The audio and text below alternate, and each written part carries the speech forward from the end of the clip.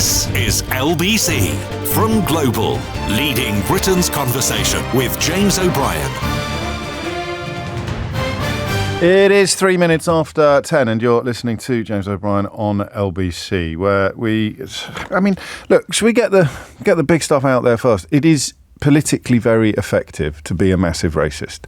Anybody in any doubt at all about that has not noticed Donald Trump, who offers pretty much nothing to the American people except permission to be vile again, permission to resurrect all of the prejudices and all of the bigotries that the civil rights movement had done and has done so much for so many years to diffuse and dilute. And it never goes away. The invitation to hate is always irresistible to some people. It's hard to pin down exactly how many. You're going to get 10 to 15% of any electorate who will prioritise racism or prioritise abuse of foreigners, abuse of expats or immigrants, or whatever word you prefer, even and up to and including refugees.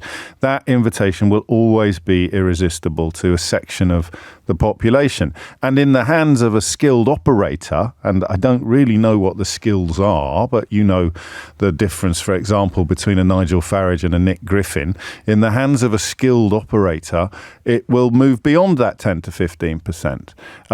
And then you get some insidious truths that are always ignored by proponents of this kind of prejudice, that it is, for example, a working class concern, that the working class are racist and it is important to speak up for them, which is something you will be routinely told by middle and upper class racists who are lying, because the other crucial constituent of racism is lies.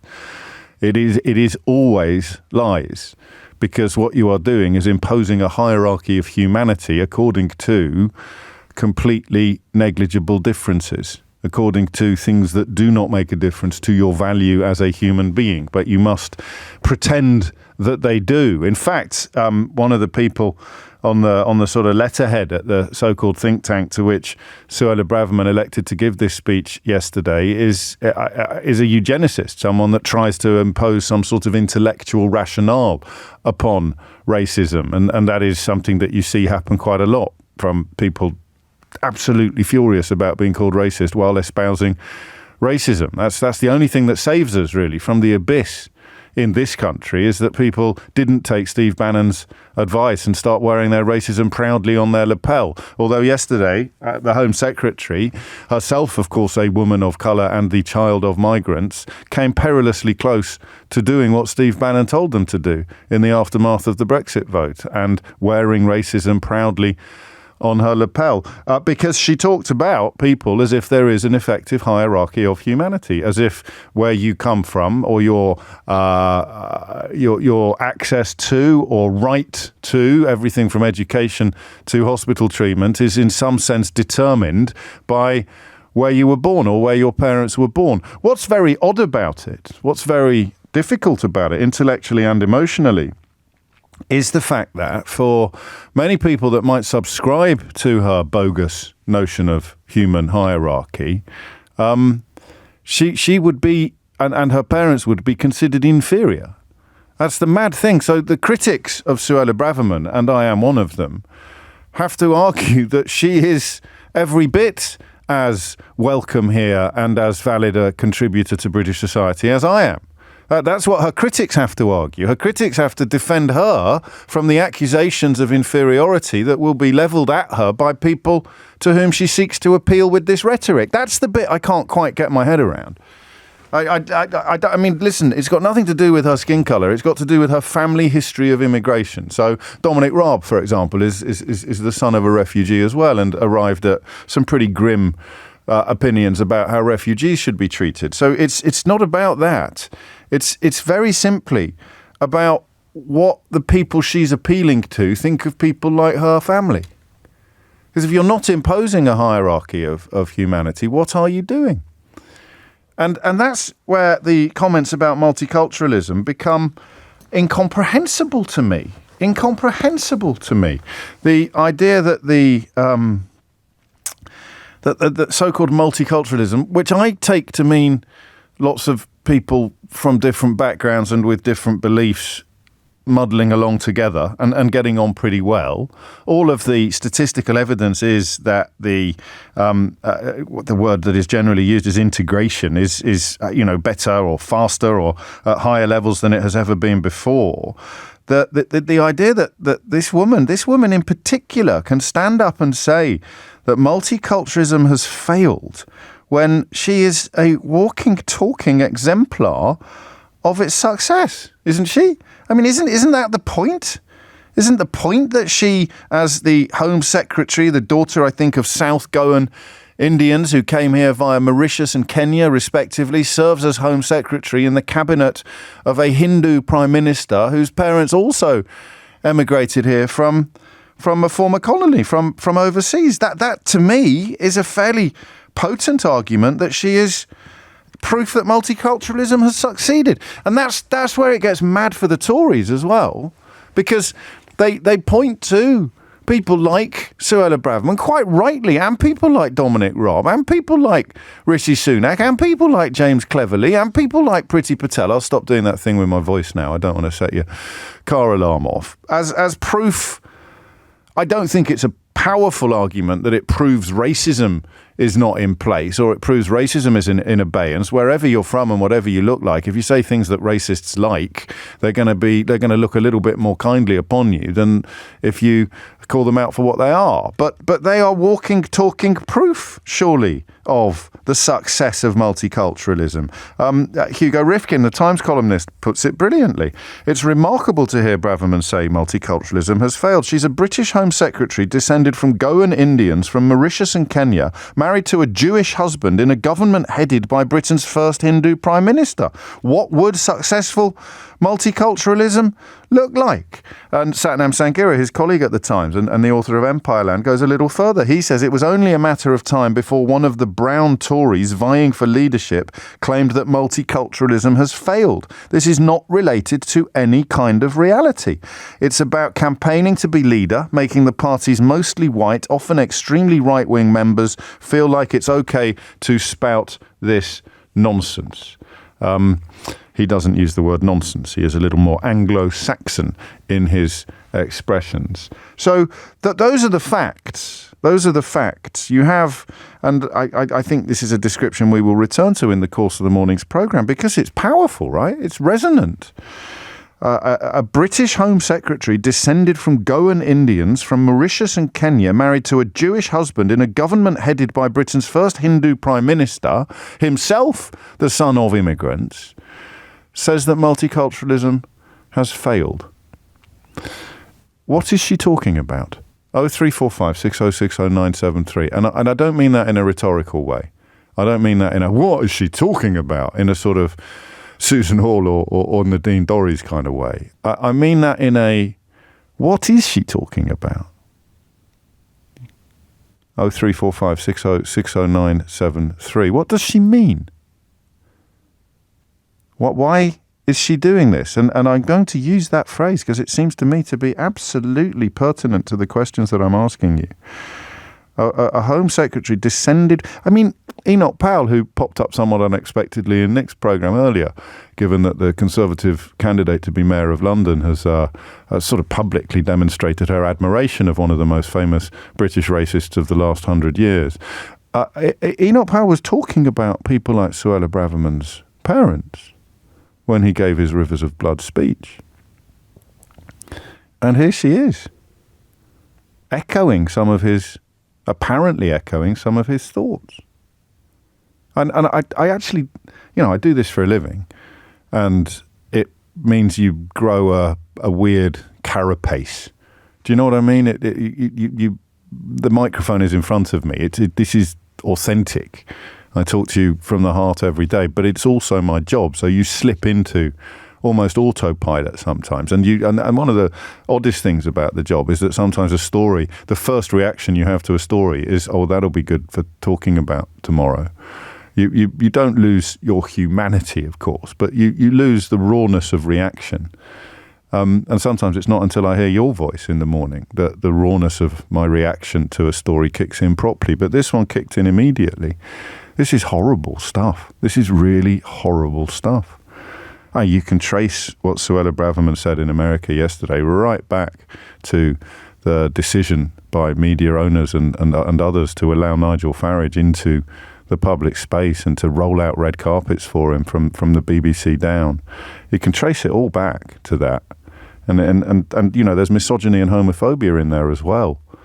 You can't offer up asylum to people who will be persecuted for their sexuality. A grand total, I think, of just over 400 people received asylum or were offered asylum in part because of the persecution they would receive. People get thrown off buildings in some countries for being gay. They get jailed. You know, and so the racism and the misogyny and the homophobia, they go hand in hand. And it's horrible to see it in the public space at this level of government. Dawn Butler, the Labour MP, suggested to me some time ago that a white politician couldn't or wouldn't say some of the stuff that Suella Braverman says. It was a controversial comment that I'm not 100% comfortable with as a white person. I don't know that I could make that claim, make that point, because it flirts, doesn't it, with the idea that somebody's skin colour should determine what they can and can't say. And that's obviously a fairly horrible conclusion. But the baldness of yesterday's statements, which I think have more to do with the next battle to be Conservative leader than they do with anything else, they are stunning to me. Stunning and deeply, deeply saddening. Because it's a beast that can never be sated. You know? You could, as I suspect she will call for soon, you could reduce immigration into this country to tiny numbers. And you would then turn upon people like her, you see, people whose parents came here. So you stop people coming here. That doesn't feed the appetite of that 10, 15%, that sort of what you might call that Faragist rump. There's nothing you can do to quell those hatreds because they are deep and they are ancient. They are defining for some people. It is part of their personality. Without it, they have nothing. Twitter has been a wonderful introduction for some of us to just how deep these bigotries and biases go. It's all they are. It's all they have. It's who they are. And they don't turn that off when immigration comes down to 50,000 or 20,000 or nil. It's still there. They just turn it on somebody else. And it won't always be race, which is why misogyny and homophobia always go hand in hand with these sort of outcomes. So what is she talking about? Honestly. 0345 606 0973. A British Home Secretary descended from Goan Indians from Mauritius and Kenya, married to a Jewish husband in a government headed by Britain's first Hindu Prime Minister, himself the son of immigrants, is telling you that multiculturalism has failed. Why? 0345 6060 973. James O'Brien on LBC. James O'Brien on LBC. 20 minutes after 10 is the time. It's a sad day, isn't it? Because you might have thought, as I did for 10 minutes, that if there was a silver lining to the Brexit vote, then it would be the fact that the racists got what they want, so maybe they'll be quiet for a while. But immigration itself is higher than it's ever been. Net immigration is higher than it's ever been. And the small boats so-called crisis continues to animate sections of the media and the political establishment. And now the Home Secretary has waded bizarrely, but quite cynically, into the heart of this filth by giving a speech in which she suggests immigration is a threat to the West, an existential threat to the West. And she does so, of course, from the perspective of being a beneficiary of immigration from the East to the West. So what's she up to? Philip's on the Wirral. Philip, what would you like to say? Hi, James. Hello, Thanks mate. very much for having me on. So my wife's from a very similar background to Suella. So my wife's Goan heritage. So Right. Mum and Dad came over to the UK in the late 70s, and my wife and my brother-in-law are obviously their offspring. And now are doctors and a teacher in the UK. Yes. My wife grew up in Essex. And experienced all sorts of racism, constantly called the P word, even though she's not even from Pakistan. She was terrible stories. And unfortunately, when my father-in-law died, even a few days after that, their door got kicked in Essex by thugs, basically racist thugs. This was only about 10 years ago. Right. But I met my wife at university. We fell in love. We've got 3 beautiful mixed light brown girls, which we love very much, and hopefully they will contribute towards our country in the future. And so this, for me, is purely about racism. It's appealing to that horrible fraction of, I don't know whether a political party, but that horrible fraction of our society that believes that the problem in society is not the poor sods, blaming the poor sods that come over here on dinghies because they're forced to, there's no other safe routes. They always want to blame them rather than the people in posh suits that are, getting massive PPE contracts and always creaming off the top. Suella, to me, is like, and I'll go to a film classic, which you may or may not know, James, but have you ever seen Django Unchained? I have, yes. I have. Go on, where are you going with this? Yeah, so the guy in Django Unchained that works with Leonardo DiCaprio, the black man, that the head of their house, basically. My wife and I were talking about this. Like, Suella, to me and her, seems like that character. He basically made those horrible people in that film, the white people that were enslaving people, torturing people, etc., feel comfortable about being as racist as they wanted to do. He enabled it. He promoted it even in some ways. And at the end of the film, not to spoil it for anybody, but he gets his comeuppance. I mean, I understand the point that you're making, and I think given that this is a conversation you had with your wife, who is herself of Goan heritage, it's a pertinent point to make. But 13 years her party have been in power. It's an attack upon that record as well, isn't it? So. I understand what you're saying about PPE. It's not either or, though, is it? I mean, I don't know that this diffuses anger directed at plutocrats. It lives in and of itself. Do you see? Do you follow what I'm saying? It's not. Why is she doing it to distract attention from plutocrats and PPE con men? She's not doing it for that reason. I know that's not what you're suggesting. Yeah, no. It feels like it's trying to enrage the archetypal, as you mentioned on your show before, the archetypal Colin from Portsmouth that's going to get really angry. Really, this is terrible. We're being taken advantage of. We shouldn't be looking after these people. We should be looking after our own. And then, of course, when the doctors and nurses, etc., want pay rises, they're like, we don't want to give them a pay rise. We don't want to look after our own either. I mean, yes, and around we go again. Philip, thank you. Obviously, an awful lot of people keen to contribute to this conversation, so you'll forgive me for moving on. I'd mentioned briefly in passing, though, that in Greece they are putting huge numbers, as of today, I think, putting huge numbers of undocumented migrants to work because of massive labour shortages, building, I think, a new airport on Crete and other infrastructure projects. So there's an alternative reading of perhaps how you cope with what Suella Braverman sees as problems. Thank you. Rakesh is in St. Leonard's. Rakesh, what would you like to say? What is she talking about? From my point of view, good to talk to you, by the James. The way, especially in because I'm a British Asian, I've seen it in my own community with regards to how you get very sort of aspirational Indians who once they establish themselves to a point, it's almost like the ladder gets pulled up. I've even heard some of my elders talk about what it's like going back to India, and they kind of really rubbish India, and they call them freshies, basically. Right. So it has this really sort of derogatory way of building a hierarchy, as it were. I think. So the way she's pitching herself, it's almost like othering ourselves away from sort of Muslims or, the people coming here on the boats. Right. So there is this kind of building and fitting into this structure, which stems from back in colonial days.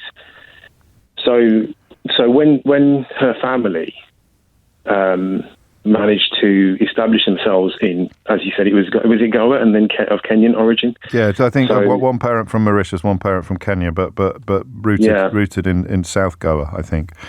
Yeah, so it's almost like they took on board this sort of British colonial way of doing things, and they've just carried that on. So because they're sort of like 2 or 3 generations removed now, I mean, coupled sort of built into this, I'm reading about how intergenerational trauma affects further on down the line. And if you have a look at some of the stuff that I'm reading about online, it does pass down through different ethnic backgrounds. So you've got, the Jewish, you've got the Indians, and then you've got sort of black histories as well. Yes. And they're all sort of affected in very different ways. And I think what she's spouting is almost like her parents' pain, and it's the same with Priti Patel as well. Right.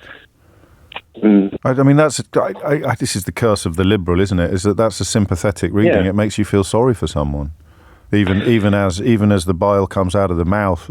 My therapist once said to me, Rakesh, if you point a finger at someone, there are 3 fingers pointing back at you, and that I don't know why that just came into my mind when you said that. No, it does, which is exactly what I'm going through. I'm going through my own counselling as well, and I'm looking at how I'm looking at a way. I'm looking at my. It's difficult to describe. I'm looking at my parents in a way which is sympathetic rather than blaming them, because you just think, how far does this go back?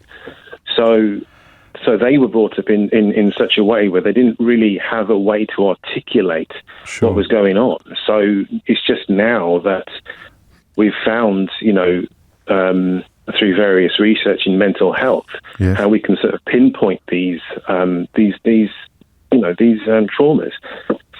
And I think also it's beautifully put. Thank you. No, thank you. It's something that I've been really kind of processing. Well, clearly, you're living it. That's why you speak with such authenticity, I think. So what does she mean when she says multiculturalism has failed? I think she's highlighting because it's almost like a brownwashing. So she's appealing to the Indians. So when she says about multiculturalism has failed, I think it's just the othering. Yeah. Or either that, or I just think on the flip side, she's diluting this racial message. Because, like you said, how can your traditional racist, if that's even a term, how can they continue their message when you've got someone brown saying that to them? And actually, in many ways, that highlights what you're articulating about your personal journey as well. In that it's very hard for many people to understand how somebody who would be attacked by precisely the kind of characters that she's seeking to appeal to can end up doing what they're doing. But it speaks to intergenerational trauma and all sorts of other emotional and intellectual contradictions. It's a fascinating area of study and one into which I've barely dipped my toe. But thank you for the guidance, actually, Rakesh. 10:30 is the time. Lottie Morley is here now with your headlines. James O'Brien on LBC. James O'Brien on LBC. 10:34 is the time. Nikki is in Kent and she writes, I think you might have forgotten what show you're writing into here, Nikki, because you begin by saying, sorry, I have to bring Brexit into this discussion. Nobody has to apologise for bringing Brexit into any discussion on this show. It will be the defining political issue of at least 2 or 3 generations in this country. But it is as if, writes Nikki, the Conservative politicians have to keep the hate up towards expats or immigrants in order to keep their Brexit lies alive, the lies about the foreigners in their midst and people that voted leave and think it's the permission to applaud this rancid racist language. Well, but I still want to understand what it means. When she says multiculturalism has failed, despite being, by most measures, an exemplar of how it hasn't failed at all. It's 10:35. Kevin is in Islington. What is she talking about, Kevin? I do not know what to say, James.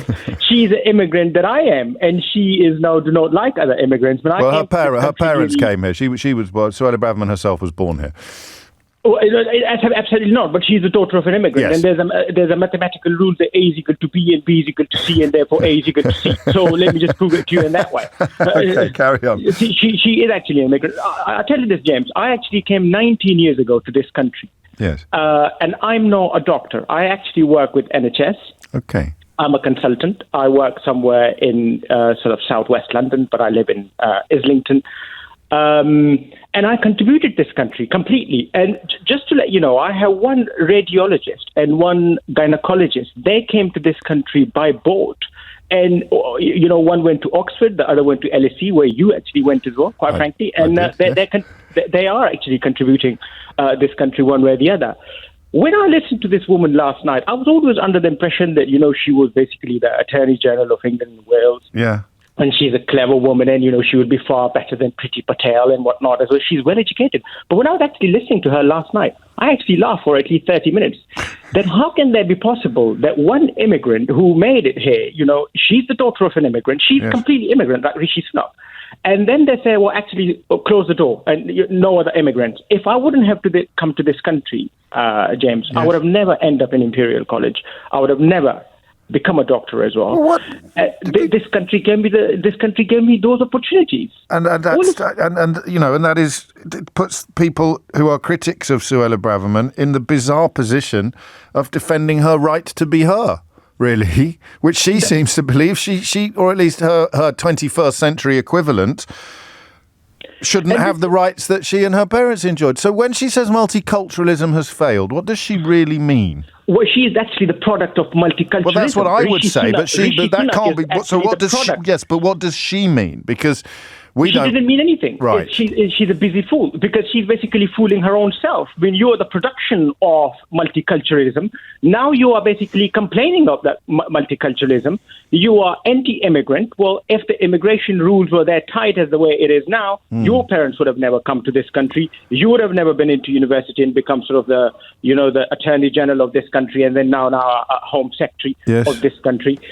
She also studied in Paris. She also studied in Paris, so there's a proper sort of cosmopolitanism in her background that she seems to find repellent when other people. It doesn't make any sense. It must make sense. I'm going to stop you there. It must make some sense because she knows what she's doing, I think, and other people. We might use the phrase dog whistle, although I don't think this is a dog whistle. I think this is a perfectly audible whistle. So she is appealing to a section of the society, a section that is disproportionately represented in the Conservative Party membership, as we know, and yet somehow trying to inflame these ideas and these prejudices while simultaneously excusing herself from the hatred that she fosters. It's bizarre. That's the bit I don't get. She says multiculturalism has failed. Does she mean there are too many women in headscarves walking around, for example? That is the thing, James. And if you want to stop the immigration and you want to reduce the immigration to this country,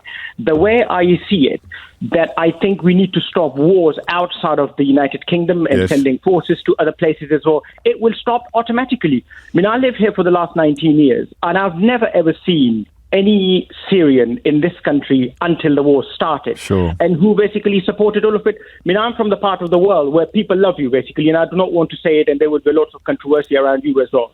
But just to let you know, there's a guy called Imran Khan. He actually loves you, and he would talked about you a few days ago before he went into jail. The Prime Minister of Pakistan, who married to Imran Khan and whatnot, is Jemima Khan and whatnot as well. You are very famous there, though, by the way, and I think they want you to go there and just join the PTV there, the Pakistan Television Network. You will be doing extremely well, James. Good grief. You are, just to let you know this. So what basically? Well, this took an unexpected turn, didn't it? Enough about me. You're the hero. You're the hero in that country, and you're also the hero in India as well. By the way, just to let you know. Yes, we shall see. Just to let you know this, James. But that is what she's talking about. She's talking about there are two. I mean, you can insert whichever bit of society, whichever bit of the diaspora, whichever beneficiaries of immigration you personally don't like, She is telling you that you're right not to like them and there's too many of them here. But she obviously doesn't account for the people who would include her in that category. That's correct. If the NHS doesn't work, we will have to stop, obviously, complaining and blaming immigration that it's because of the immigration. If let's say the TfL doesn't work, we will actually, blaming someone else. It's so easy to blame someone else. It is, and Nigel Farage genuinely did. I stumbled across it while researching my new book. I genuinely did blame traffic jams on immigration, and it didn't exactly curtail his rise through the ranks of British media and politics. Kevin, thank you. I crikey, covered a heck of a lot of ground, but from the perspective as well as someone who is proof that multiculturalism works. Without multiculturalism, what sort of state would the NHS be in? Unless when someone like Suella Braverman uses the word multiculturalism, she means something different from what Kevin and I hear or what you hear. She means something different, and I suspect that the idea that there are too many people here, too many women walking around in headscarves, not including nuns and the late Queen, but too many Muslim women walking around in headscarves is what Suella Braverman is talking about, despite those numbers being completely negligible as well. And speaking of negligible numbers, I think the figure is 451 in 2022, which are the last available figures.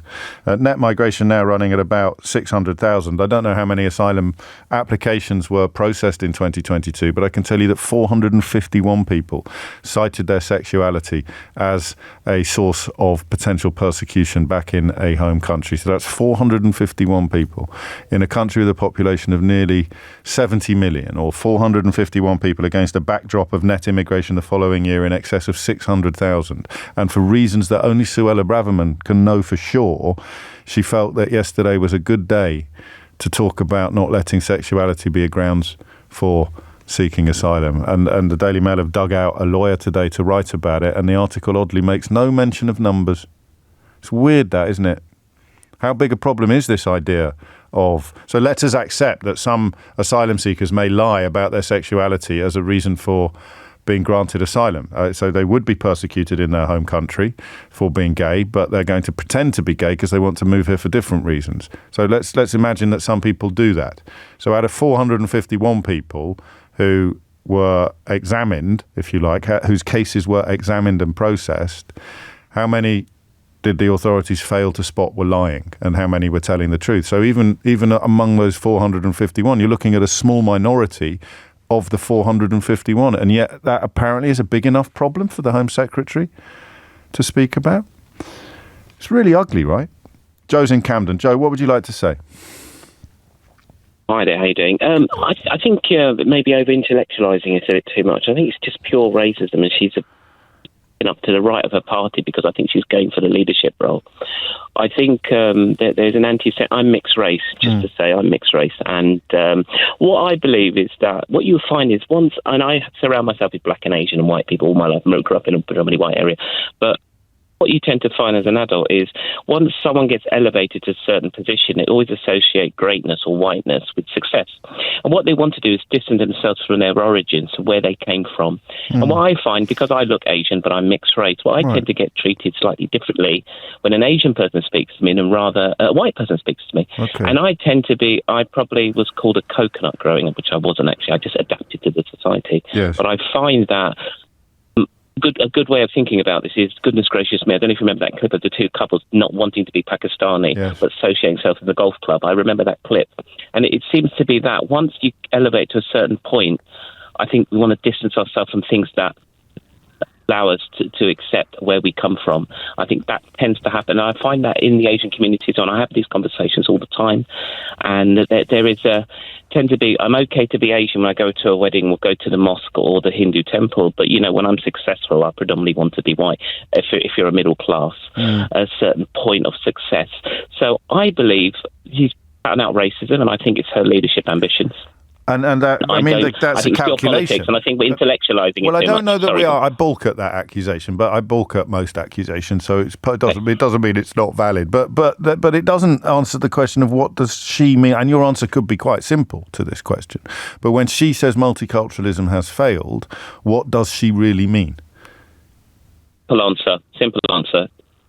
Women in burqas, people on boats.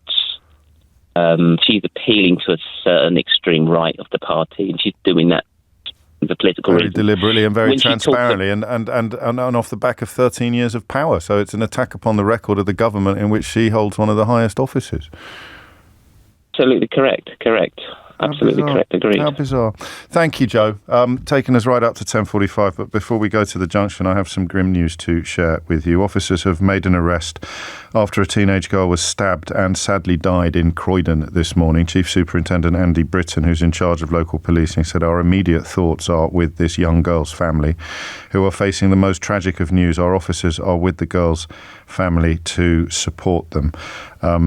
Acting on information provided to them, officers also worked closely with colleagues from across the Met and the British Transport Police to track a teenager in connection with the stabbing. I can confirm, said Chief Superintendent Andy Britton, that an arrest was made at about 9:45 this morning in the Croydon area. At this early stage, we believe that he may have known her. So that's very, very sad news from Croydon in the last hour. The time now is 10:46. James O'Brien on LBC.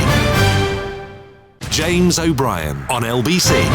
It is 10:49 and you're listening to James O'Brien on LBC. I did sort of, I see Sangeeta has put together a collection of senior Conservatives as evidence of how absurd it is to suggest that multiculturalism has failed, starting, of course, with the Prime Minister, but also at the current or recent cabinets. You've got Kemi Badenoch, Sajid Javid, you've got Suella Braverman herself, Kwasi Kwarteng, Priti Patel, Nadeem Zahawi. I guess there is a case for arguing that this doesn't prove that multiculturalism has succeeded, because if you are a Conservative politician arguing that there is too much immigration, then you're not arguing from the point of view of multiculturalism, are you? You're sort of arguing for monoculturalism, but with the hope/belief that you are exempt from any unpleasantnesses that may be unleashed. I don't know. It's a weird one. I find it emotionally and intellectually confusing sometimes, but I don't believe that skin colour, and all of those politicians, of course, are members of ethnic minorities. I kind of don't believe that just because you've got brown skin or black skin, you're not allowed to be a racist. I think that that's a bit white saviour. I've fallen into this trap a couple of times myself in the past, and It's quite. Mehdi Hassan's tweeted something overnight that speaks to that possibility, and of course, I'm not sure I would or could do that as a white man, and that is as it should be, because I don't have the history of trauma, I don't have the shared experience of racism in the way that a person of colour would. But you don't. It's lazy, I think, and patronising to think that anybody who's not got white skin must be either compelled or expected to subscribe to the same values. It's as daft as thinking everybody who has got white skin must therefore subscribe to the same values. So it's tricky. The word assimilation is not the same as the word integration, for example, and neither mean the same as multiculturalism. But we're still not 100% clear on what Suella Braverman means to imply when she says that multiculturalism has failed. 10:52 is the time. Paul is in Southampton. Paul, what would you like to say? Thank you for having me on your show. You're very welcome. I'm just really disappointed. I mean, I've been involved in politics for over 40 years, and at local government, and I was the mayor of Boston when we went through Brexit. Oh, crikey. And so I can tell you how bad it was there. Yes. And I'm now in Southampton because I wanted to live in a multicultural town near the grandchildren. Yes. All I have to say is interesting. You've got to look at why she's doing this. And I also remember, being a Brummie, I was around when the Rivers of Blood speech. Yeah. You know, and I have to say, what she's saying is very similar. If you read that speech and read what she's doing now, she's really challenging what kind of people we want into this country. And I think the point that you raised about whether she's from, brown skin or whatever, yes, I don't think that's irrelevant. I think you're right. I think it's a mindset. And, you've got to look over the last 12 years, since David Cameron and what he did, and with Theresa May when she sent the vans around London, and then since then with all the women who are in the Home Office there. Yes. And there's a mindset in there. When they fail on immigration, and like they are failing with it because they don't know how to deal with it. The best thing to do is just to tackle it. And they actually think, and I actually believe, that she's challenging for the leadership of the Conservative Party.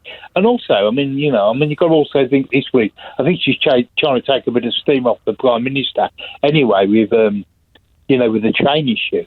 And, she's I don't know about the second bit, but I think the first bit definitely holds true. Because Liz Truss did this as well, but using nonsense about trade deals that were rubbish and pretending they were brilliant. So you've got, in this case, possibly 1.5 eyes on the Conservative Party membership, and you can rely because of your status. So the Home Secretary gives a speech that we would probably rather ignore, but we can't because she's the Home Secretary. So it's national news.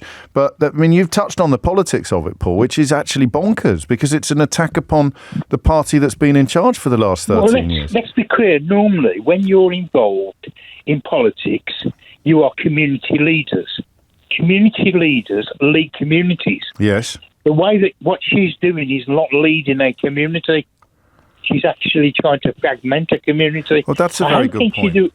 How can she make a job to be, the Home Secretary and potentially, the Prime Minister of this country if she can't lead our country? So it's divide and rule. It's divide and rule in the simplest sense then. And the other thing it does, which I hadn't thought of until you put it like that, is, and we may talk about this later in the week, is that it sends a really unpleasant message to people living here that the Home Secretary thinks that had a hierarchy of humanity been in place last year or 10 years ago or 20 years ago, you wouldn't be here. You are not the sort of person that we want here. And that's where the emotional and intellectual confusion kicks in, because under that reading, she wouldn't be here either. No, and sadly to say, the people, what kind of makes me ashamed is people in her own party allow her to make these statements, and they don't condemn it. And some did actually. I think some have, but of course it's not going to be reported in the Mail, is it, or in much of the Murdoch media. All I can say is the only thing that's got to happen, James, is that we need a general election. And hopefully the British public see through this nonsense and these bad vibes that you do. The other thing that... but they don't see through it if you throw up enough of this. This is where the Trump parallels kick in, isn't it? Because the intoxicating nature of race hate is so complete that you'll forgive absolutely anything. Indeed, that's what he meant when he said you can shoot someone on Fifth Avenue. And also, James, the figures nationally on hate crime are going up anyway. Well, it's hardly surprising, is it? With her doing this, it'll be lawyers next that come under attack. It will.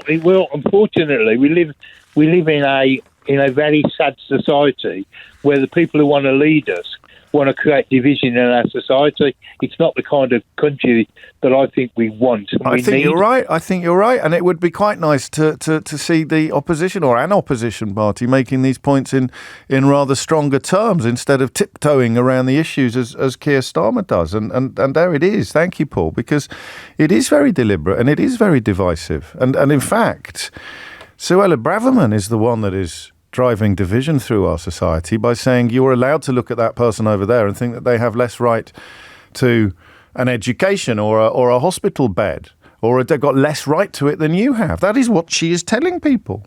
And yet, again, we struggle with the notion that the people who want to believe that message would include her in the critique. Paul, lovely stuff. Thank you. I'd love to talk to you again about your experiences as mayor of Boston during Brexit. That must have been a bit of a ride, as they say. 10:57 is the time. Bridget is in Camden. Bridget, what would you like to say? Yes. Good morning, James. Hello. I come at this from a sort of psychological perspective. Yes. Because there's a kind of illness that was defined by, I won't get too detailed, but it was discovered by Melanie Klein, who's well known historically. Okay. And it's called projective identification. Right. Or projection. Yes. And I'm touching a bit on Jo, a previous speaker. Yeah. Because she's doing something very strange. And so is Richie Sunak, because both their families came over to England in the 60s. Yes. She was from, I think she was from... one parent from Mauritius, another from Kenya. That's right. And it's a very strange thing. They've kind of externalized their discomfort, I think, about their own heritage and projected it onto what they call the small boats. Yes. And it's actually a very intractable problem to treat, which is why I think, I won't go into Rishi's position, he's a kind of enabler, I think. Right. But it would be very difficult to help her. It would take years and years of therapy to kind of unravel this. What it is that is going on inside That's her, right. really. And I do agree with other people's sort of idea that it's political, but it's that I find it, when I watch her, I find it that coming from quite a profound place. That's a great word. So what you're telling, it goes deeper than ambition. Yes. This is not opportunism. This is psychological. And I don't think she can help it. No, I don't think she can either. I think it's out of control. Well, you see it, it bubbles over sometimes when she dreams of Daily Telegraph front pages, deporting but bona fide asylum seekers, because the applications aren't processed until you get to Rwanda, and then they pass and they stay in Rwanda. She dreams about that. That's sick. It's very sinister, that. It is, isn't it? Very. She worries me. I mean, I'm from Canada. I don't know if you picked up my accent, but England welcomed me, and I was entitled to come here. I had no problems here. But England is a very welcoming country. Well, I'd like to think so, certainly compared to other European countries as well. We're a paragon of multiculturalism, and yet we have beneficiaries of it insisting that it's failed. And I think, actually, when I put it like that, beneficiaries of it insisting that it's failed, then you're talk of psychology and profundity, a sort of profound basis for this dissonance, actually becomes irresistible. Because my language is simple and your language is more academic, but you're absolutely right. It is profound, and it is deeply, deeply strange, and the curse of the liberal once again. And I don't say this glibly. I mean, it is the idea that people are fundamentally good. And when people end up doing terrible things, it's often because of something that has happened to them. And that makes me feel sorry for Suella Braverman, which is, I mean, not a particularly helpful or interesting perspective, but I would argue that it's close to inevitable the more work you do on understanding how she could end up in the place where she's ended up. Bridget, thank you. The time is 1 minute after 11. James O'Brien on LBC. James O'Brien on LBC. It is 4 minutes after 11 and you are listening to James O'Brien on LBC. I'm going to go in a slightly unexpected direction next because it's a topic that is actually really important, but which, and indeed is newsworthy, but it is, I'm not as immediately provocative or inflammatory as Suella Braverman's latest rantings. I'm talking about two issues, really. One is the what of it, and the other is the why of it. Children are missing school on an unprecedented scale, and the reasons for it are unlikely to be addressed by the policies in place to fix it. Mental health difficulties are on the rise, on incredible levels. This generation of children that also endured distance learning, endured lockdowns and school closures, will have been impacted in ways that we are not going to fully understand for a while, if ever fully understand. We're coming to an understanding. Some research this week shows that middle-class children, wealthier children with parents more likely to still be together, suffered the most from distance learning, and I think part of the reasoning behind that is that I guess the more you've got to lose, so the more used you are to functionality and comfort, security, and a rich, if you like, social life, a rich inner and outer life, then the more you will suffer when those things are taken away. I think that must be part of it. Otherwise, you tell me why you think that middle-class children suffered more from the privations of distance learning than children from less privileged backgrounds. Can we dig that out, actually? Because I forgot to talk to you about that at the time. But it speaks very much to today's subject, which is essentially about the rocketing numbers of people who are of young people who are not going to school, particularly among older children. And one of the reasons given, and there will be several reasons, one of the reasons given is a softening of resolve, if you like, as a consequence of lockdown. I get this, actually. I didn't really think about it until it happened, until I read this research, until I saw this story. But the softening of normality, is that the right word? A sort of renormalization. You no longer felt every morning, I've got to get the kids to school, right? This is among parents. I'm interested in the motivations of the children and indeed of the parents. So you've got what is described as persistent absence now has more than doubled since before the pandemic. That is roughly defined as a pupil missing 10% or more of sessions. So persistent absence has more than doubled since the pandemic. Now, some of this, I think, will be anxiety and fear. I don't think you can underestimate how terrifying change can be, particularly for young people who spent a significant part of their formative years in a state of isolation. But I think that the parent angle is fascinating to me as well. You're unlikely to ring me, aren't you, and say, yeah, I don't really care whether my kid goes to school or not, James. But I would like you to, if you do recognise elements of your own experience in what I'm saying now. But I think that actually makes sense. I think that the first thing you think of when you get up in the morning is getting the kids to school, right? Depending on their age, but at key points in their education, making sure they're on their way to school, or sometimes if that's the way the cookie crumbles in your house, you're taking them to school, making sure they're out of bed, making sure they're not going to be late for school. It was the other way around in my house when I was growing up. I was so flipping weird about being late for school. I think they were quite nasty punishments when I was a day boy. I was late for school. I'd be shouting up the stairs to my dad to tell him to get out of bed and come quickly because we're going to be late. But usually it's the other way around, I think, in families. It's the parent doing the hectoring and the harrying to get the children to school. And that becomes such a crucial part of... I don't know what you'd call it, the family furniture, the familial furniture, right? That you never ever question it. You never ever question it. And then the pandemic ends, or at least the distance learning ends, and the schools reopen. The children go back to school. But something inside you has stayed the same. Somewhere inside you, that sense of urgency about getting the children to school has been diluted. Has it? Or even destroyed. It is no longer, if I say nobody died, I'm not making light of the pandemic. You know that. But in the context of your specific family, the kids didn't go to school for the best part of a year and nobody died. What's the panic? You don't want to go, I can't be bothered. Also, I had a producer, my first ever producer, was fascinated with this subject, and I didn't really understand why.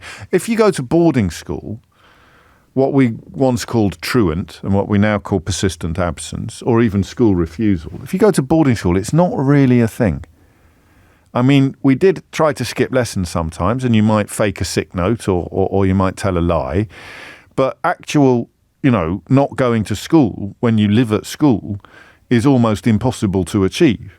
There was one morning when I somehow managed to lie in a made bed so flat that the prefects thought I'd got up and gone to school. But of course, when I didn't turn up for lessons, phone calls are made and explanations are demanded. So you can't really play truant at a boarding school.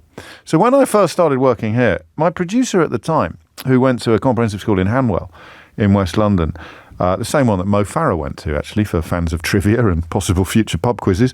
He was absolutely... He used to get very animated about the idea of parents being responsible for getting their children to school. Because by the time you reach the sixth form, you're physically quite formidable, right? I mean, imagine, for example, and to use an extreme as an illustration,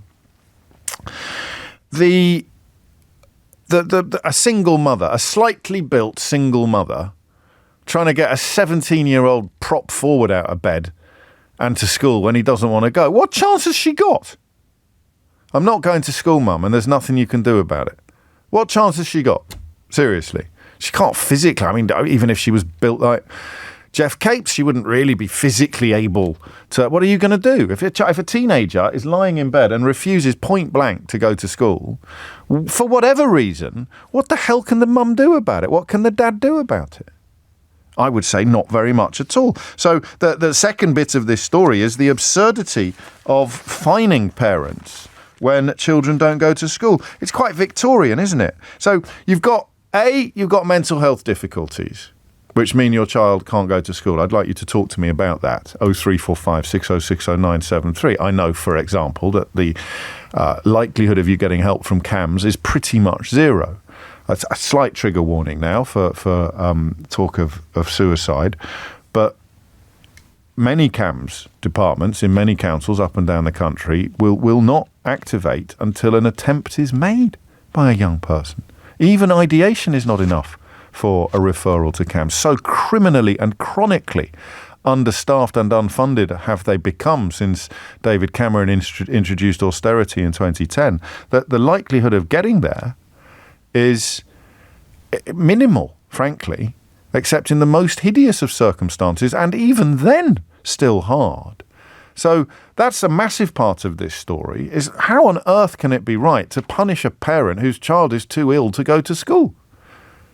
You know, if the child had 2 broken legs and needed to spend time off school as a consequence, no one would complain about that. But if it's a mental health issue that's keeping a child off school, then parents can still be punished for it. It's a last resort. MPs on the Commons Education Committee calling now for these fines to be kept as a last resort. But even if it's not a mental health issue that is compelling a child to stay in bed or not to go to school, even if it is, and I can speak from the imagining of my own youth, even if it is because you're stubborn and lazy and you're refusing to get out of bed because you don't want to go to school, because school's really boring, frankly, and I want to play FIFA, or my mates aren't going, so why should I? What can that parent do? Seriously. And if you know what teenagers are like, and it doesn't stay like this forever, thankfully, but you say, look, if you don't go to school, I'm going to get fined. A teenager, the response of a teenager that involves a rolling of eyes and, I don't care, that is not rare. I don't know what happens during adolescence, but it's as if sometimes the spark doesn't cross from one plug to the other. Your beautiful little baby who was utterly lovely until their 13th birthday becomes for 3 or 4 years a sort of grunting monosyllabic sludge. I don't care. Hasn't happened to us, thankfully. Seems to be slightly more a male thing, but it happens to girls as well.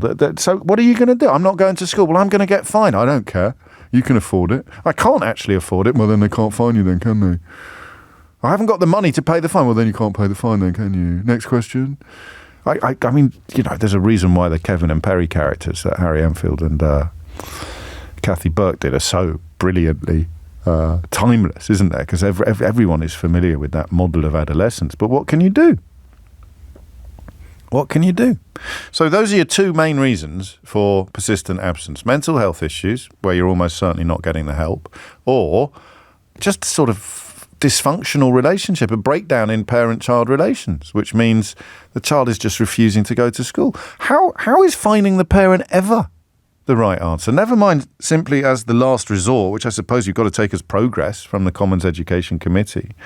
But how is it ever the right response to say, I'm going to fine the parents because the child won't go to school? It's weird, isn't it? The more you think about it, the weirder it looks as a policy. And yet at first glance, certainly if you're dealing with knee-jerk tabloid sensibilities, it would be an attractive policy. Oh, yes, absolutely, punish the parents. And by the way, if you can't afford to have children, then don't have children, or something. But the more you think about it, in fact, don't we find this with almost every example of really lazy, bloated right-wing rhetoric? This actually just giving it 5 minutes of critical thinking and it falls apart like a cheap suit. How can punishing parents when children aren't going to school solve anything? Except for that small number of persistently absent children who are perfectly capable of going to school and will do so if they are fearful of their parents getting fined or of punishments being inflicted on them. I'm taking away your PlayStation if you don't go to school. It's a funny one, isn't it? So talk to me about it. Why are post-pandemic I'm particularly interested in post-pandemic. Why would the number of persistent absence have doubled? And ideally, we'll come at it from both angles, the perspective of the parent and the perspective of the child. And possibly the perspective of teachers as well. So what is it about the post-pandemic period in particular? Almost sounds like a tongue twister, that, doesn't it? The post-pandemic period in particular. She sells seashells on the seashore. What is it about the post-pandemic period in particular that propels persistent absence to previously unscaled heights? 0345 6060 973. James O'Brien on LBC. James O'Brien on LBC.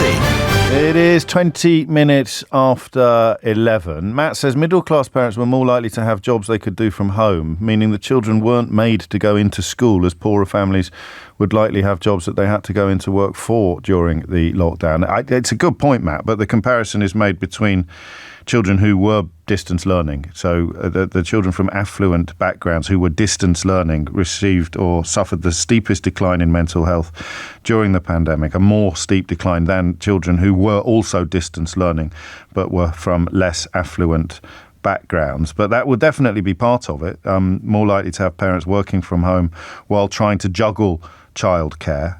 But I don't know. The highly educated, here it is, those youngsters whose parents were employed, stayed together and were highly educated appear to have suffered sharper falls in mental health than those who were less well off. So, I think you've probably got part of the answer there, Matt, actually.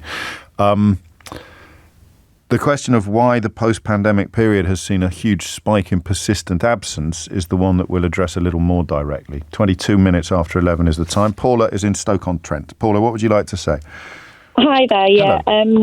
So I started a different job throughout lockdown, and that was moving from working in a school to working with an agency that tutors children who are either school refusers or they've been thrown out of school. Okay. So I work one-to-one with them, either in their home or in a public place like a library or museum or somewhere like that. Yes. So it's really opened my eyes, as to why some of these children are not in education. So I thought I'd just give you a call there. And just absolutely. Excellent. Yeah, so, you're right in the middle of it, really, aren't you? I am, yeah. And it's heartbreaking. Some of it is heartbreaking. So majority of these children who I see who are not in education, it isn't the parents' fault. It really isn't. No. The parents are pulling their hair out. I'm worried, really worried for the future of their children.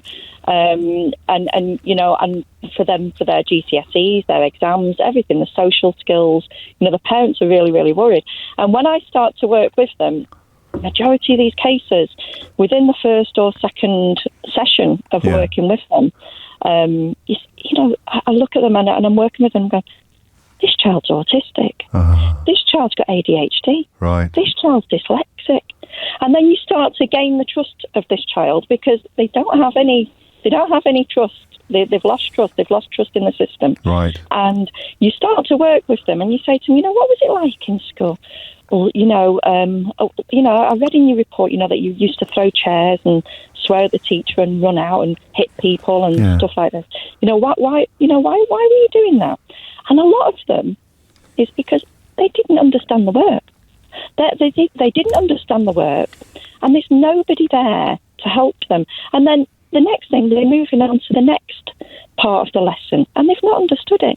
And so every time when they're going back to that classroom, it's like, well, I don't understand it anyway, so I may as well get kicked out. Then they'll put them into isolation, and they won't have to do any work there. They are given some work, but there's nobody really on their back to make them do the work. And and some of these kids, it's different situations. Every single child I work with, they're different. But a lot of them, I've found, is that they are so anxious in the classrooms, they can't conform. And when you're in school, you have to conform. And if you don't conform, they'll make you do something else to conform. Yes. So you'll get punished for something else. So, okay, so you're not conforming there, so we're going to make you do that, and you need to conform there. Right, so you're not conforming there, so we'll punish you again. And you need to conform there. And these kids, their anxiety goes it's through the roof. heartbreaking. And then during distance learning, presumably they calmed down a lot. They did. So a lot of these children, I've noticed that when you speak to them, well, how was school before lockdown? Yeah. And we notice in a lot of these kids that I'm working with, lockdown happened as they moved from primary school to secondary school. Yeah. And that's a huge jump. Yeah. That's a huge jump to go from primary to secondary. And they got to secondary and it's a whole new ball game. You know, you're not mothered as much as what you are in primary school. You know, you're spoken to differently. Yes, of course. There's hundreds of people in your year, you know, and everything, and the anxiety levels. And then lockdown happened. So they went home, they're learning from home, and they're thinking, well, I enjoy this, I'm comfortable, I'm happy, I feel better. And then when they had to go back to school, the anxiety levels rise again. And now they've got to a teenage years where they know, I'm not going, I'm refusing, I am not doing this anymore. They'd kick off, they get thrown out, they get sent home for 3 days a week, they get put on reduced schedules. It's that. I mean, you're describing it quite brilliantly, but it's bleak, isn't it? Because under your analysis, it all makes perfect sense. Of course things have got worse. Of course things are bad. Yeah. And of course they've got worse. The system's entirely unfit for purpose. And I presume, Paula, and I hope you'll allow me to say, I have a feeling that you're brilliant at your new job. Oh, thank you. Well, you're very welcome. But I presume there are not nearly enough Paulas in the system to make as much change as we would, to make as much progress as we would like to see. They're not. My day goes from driving from one home to the other, to the other, to the other. Sometimes I can be doing 70 miles just in one day, just going between different pupils. But I absolutely love this job. And as soon as these children start to trust me and see that I'm there for you, I've got your back, and I will teach you at whatever level you're at, I will meet it. Yeah. And as soon as they start to progress, the confidence. I've had parents crying to me because they're so happy. I bet you have. And parents in those situations would take any baby step as a huge improvement, because it is a huge improvement. Do we need to change our mindset as a country then? And so the children that you work with, we don't see your job as being to get them back into school. No. We need to educate them. We need to educate them somewhere else. Yeah, they're not going back, some of these kids. They need different provisions. The job that I do is a one-to-one. There's not many of them. No, and the agency is saying, have you got any more hours? Can you fit any more kids in? Yeah. Because Stoke-on-Trent at the moment has got loads of kids out of education. Everywhere has. And there's still loads. And sometimes you'll turn up to see a parent and they'll say, my child hasn't been in school for over 2 years. Do you find the work more satisfying and rewarding than your last job? Oh, without a doubt. I thought you might. It is brilliant. There's nobody back. I do have paperwork, but I go at the child's pace. And for me, it's like, look, if the child isn't going to get his GCSEs, it doesn't matter. It's okay. But in the meantime, this child's gained confidence in somebody from education, and they've gained confidence in themselves. They've started to progress. They've started to learn. Must be amazing. And there's functional skills qualifications that they can do. Rather than trying to hammer square pegs into round holes, it's just a waste of everybody's time. Options. Of course.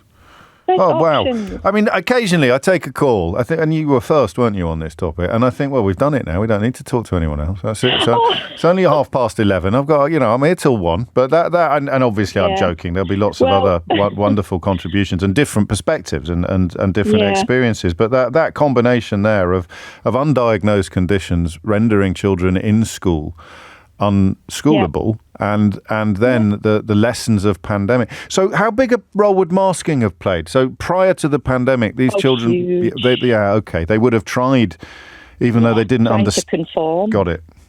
And then pandemic kind of took, the distance learning kind of took the lid off masking, really, and people became their true selves. It's this age group that we're all looking at, isn't it? If you look back, it's this age group right now who are due to do GCSEs last year, this year, the next year. Yeah. It's that age group that we're having problems with right now. You've got to look at that bridge.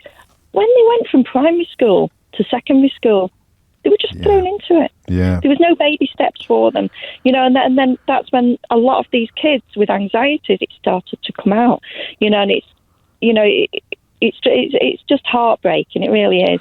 I'm sure you'll have some parents phoning and I've got their back. No, they will be very well. It's bittersweet that they'll be very encouraged to hear you, but they'll be wishing to Billy-O that they had someone like you in their corner more directly, if you see what I mean, more immediately. I wish there was more. Yes, and someone's just pointed out in a text that I've lost that for women or for girls rather at that age, they might have gone into pre-puberty, gone into lockdown pre-puberty, and they're going back to school with entirely new identities, almost new bodies post puberty. Yeah. So you're adding all sorts of things to this mix, and that crossover year, that year 11 to that first year of secondary school from primary school. That's where. God, blimey! Thank you, Paula. That's like a master's guide to what is going on in some elements of this statistic, and therefore it becomes supremely unsurprising, perhaps, that persistent absence has rocketed post-pandemic. It's 11:31 and Lottie Morley is here with your headlines. James O'Brien on LBC. James O'Brien on LBC. 26 minutes to 12 is the time. You're listening to James O'Brien on LBC. I mean, it's not really a mystery anymore, but there'll be lots of different answers to the same question as to why the number of children persistently absent from school, which again is an unhelpful phrase. It's not as bad as truant, is it? But the persistent absence sounds like an act of deliberate refusal rather than incapability, perhaps. But why would the pandemic have exacerbated the problem so completely? Sophie's in Guildford. Sophie, what would you like to say? Hi, James. Hello. So I've got two daughters. One of them, 100% attendance, goes to school every day. Yep. The other one, she's very bright, she's very academic, she works very hard. She's also autistic, and she would fall into this category that you've been talking about. Right. And I think on the days when she's struggling, nothing, you could fine her, you could threaten her with whatever you wanted, you could threaten me with whatever you wanted. But when she can't go into school, she can't go into school. And I think the lady before hit it right on the head. My daughter, she could have been describing my daughter. She changed schools. She moved secondary school in 2020. All the things she talked about, I was like, yes. That is, I feel seen. But unfortunately, Paula's in Stoke-on-Trent and you're in Guildford. I know. She could move. That would be nice. That's true.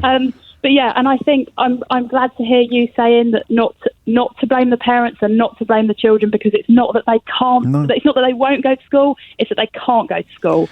And we wouldn't blame somebody who couldn't walk on a broken leg I know, for not being able to walk. I just find that it's almost becoming a cliche, that observation, but it's so powerful, and things were getting a lot better. Things have been better than they were in the 70s by a country mile, but I fear they might have gone backwards, particularly in terms of funding and support since 2010, because when schools have to make cuts to budgets and staffing levels, it's going to be the staff who look after a small number of pupils who are at the front of the queue. And then post-pandemic, things get worse again.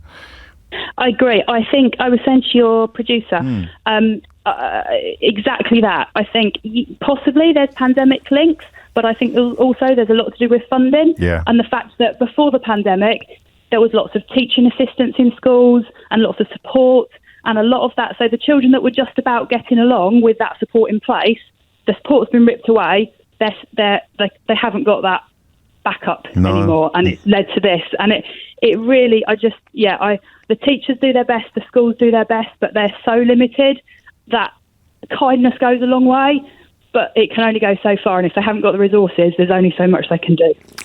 And there it is. So what do you do on a bad day? Just sit with it? Well, yeah. So luckily, my daughter's school are really flexible. And my you are very lucky, because there are a lot of schools that would not be. I think they're all in need of improvement, but you're lucky there. I've just got back from taking her now, so she goes in when she's ready. Yeah. And there's no pressure from the school to rush her in or to get her in, and I don't mean they don't care, because they do care, but they don't mind what time that is. Yes, of course. And they work with us, and they're wonderful. And I feel anyone who's not in that position with their school or with their employer must have things a lot harder, because without that support from the school, I honestly don't think she would be in school now. I think she would be out of school altogether. Yeah, and the school, and they understand that. The school understand that to have her 90% of the time is better than having a no% of the time. To have her 50% of the time is better than having a No percent of the time. But again, the sort of prescriptive nature of education, league tables would, of course, lend themselves to a school regime, to a head teacher being less sympathetic. But you can't. Education is about so much more than numbers and letters on a piece of paper at the end of the exam season. Thank you, Sophie. And it's weird to talk about being lucky in the context of also being unlucky, but of course you are. If something suboptimal is happening in your life and you're getting help, you are luckier than someone who is enduring the same problem who isn't getting help. Emma is in Southport. Emma, what would you like to say? Hi, I can sort of mirror the story of the first two. Yeah. My son's 14. He's having a really, really difficult time. He is on the pathway for ASD. Right. And when things have got really bad last year, I asked for a reduced timetable. Yes.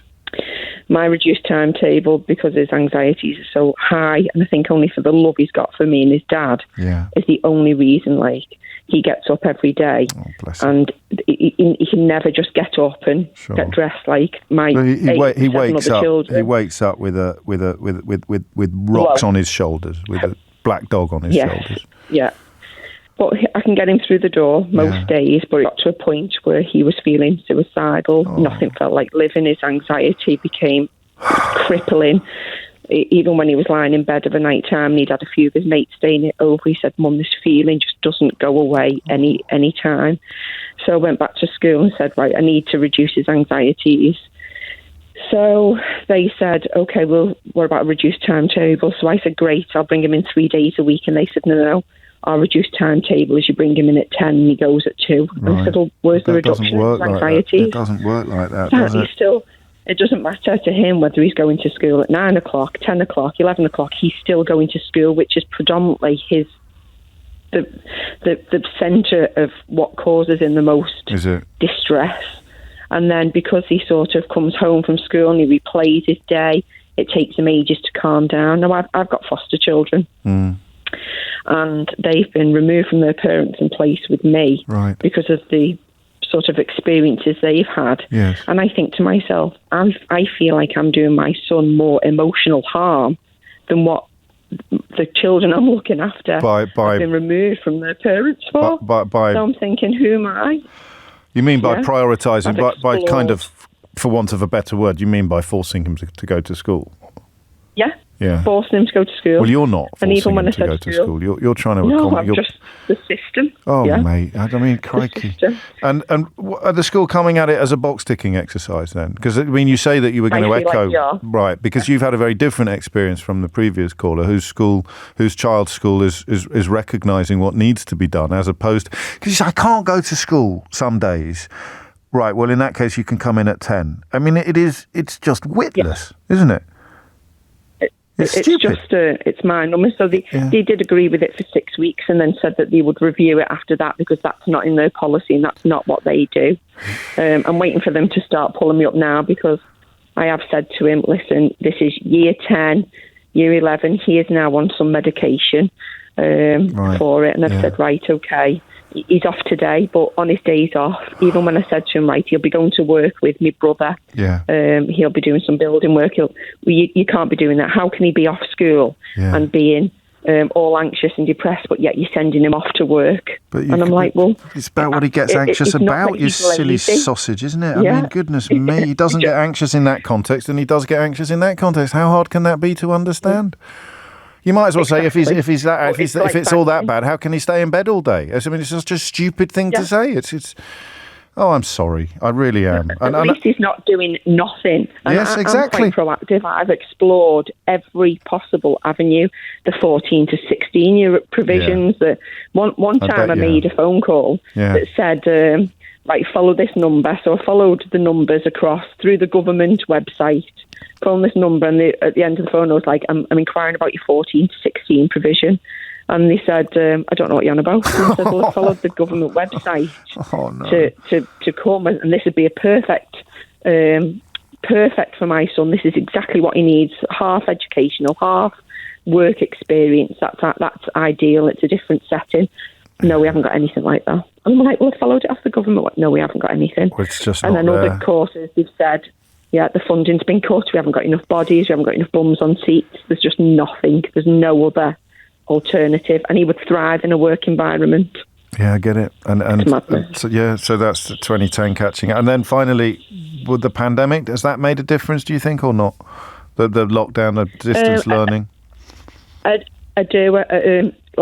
He would just absolutely benefit from that, to go back to that sort of environment. Yes, social, but he's quite social anyway, really. He does get himself out and about, but generally that's because it's as if, because he's wasted his day in school, he's got to turn that day into something a bit more positive, so he'll go out and meet his friends and things. So I'm quite fortunate there. Well, there you go. Both mums recognising that they're luckier than others, but of course unluckier than many as well. I just actually, before you go, Emma, I don't do that thing. Then when you thought that you were doing harm to your boy, you're not. You're doing your absolute best, and it's very lucky to have you. Oh, you pull yourself apart. I know you do. Because when you know that he is so distressed, and you're saying to him, I know this is bad, but you've got to. Yes. Because I'm a foster carer, I'm classed as a professional person. I'm actually doing mental health nursing and social work. Gosh. So it's like I feel like I'm stuck between the devil and the deep blue sea. What do I do for the best? And believe me, I've explored every avenue, and I think exactly the poor parents who are out there who have got possible issues themselves or haven't got the support and think, right, that's not worked.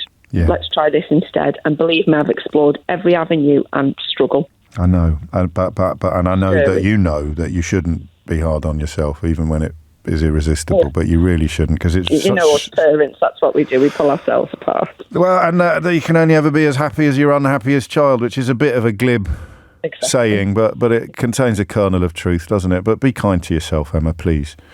Yes. All right.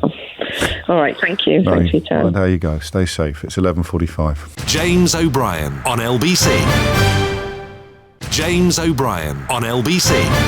It is 11:49 and you are listening to James O'Brien on LBC, where the crisis is immense, isn't it, Paula? And in fact, all the callers really touching.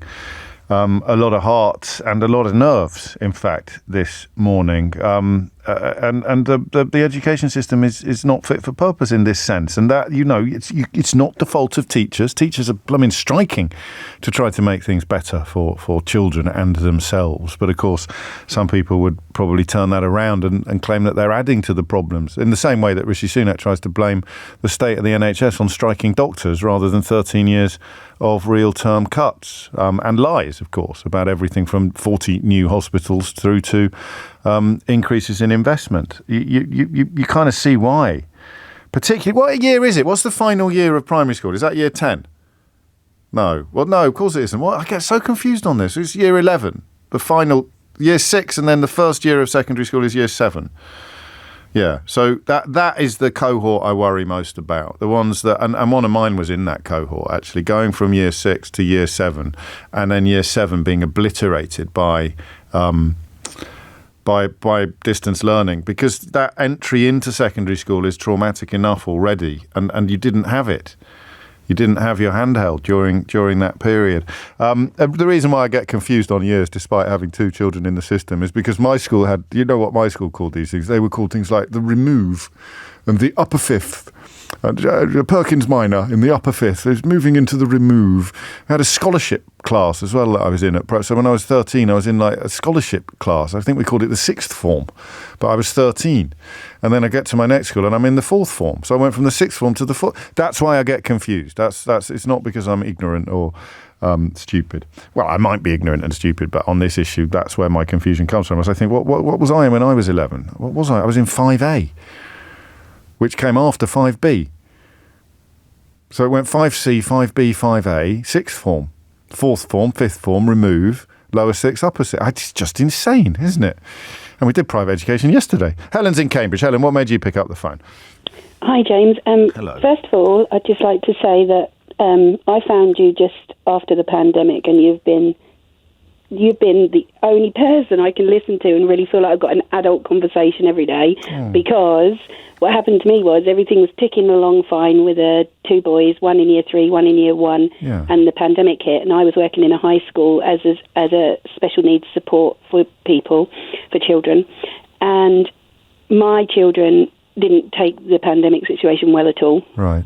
One in the year 1, he got very upset about eating around other people, knives and forks, cups. Okay. And the eldest was very upset about all the changes to the classroom, being in class from children from different age groups, different teachers that he didn't know. He is on the spectrum. We're a neurodiverse family, so that's absolutely fine.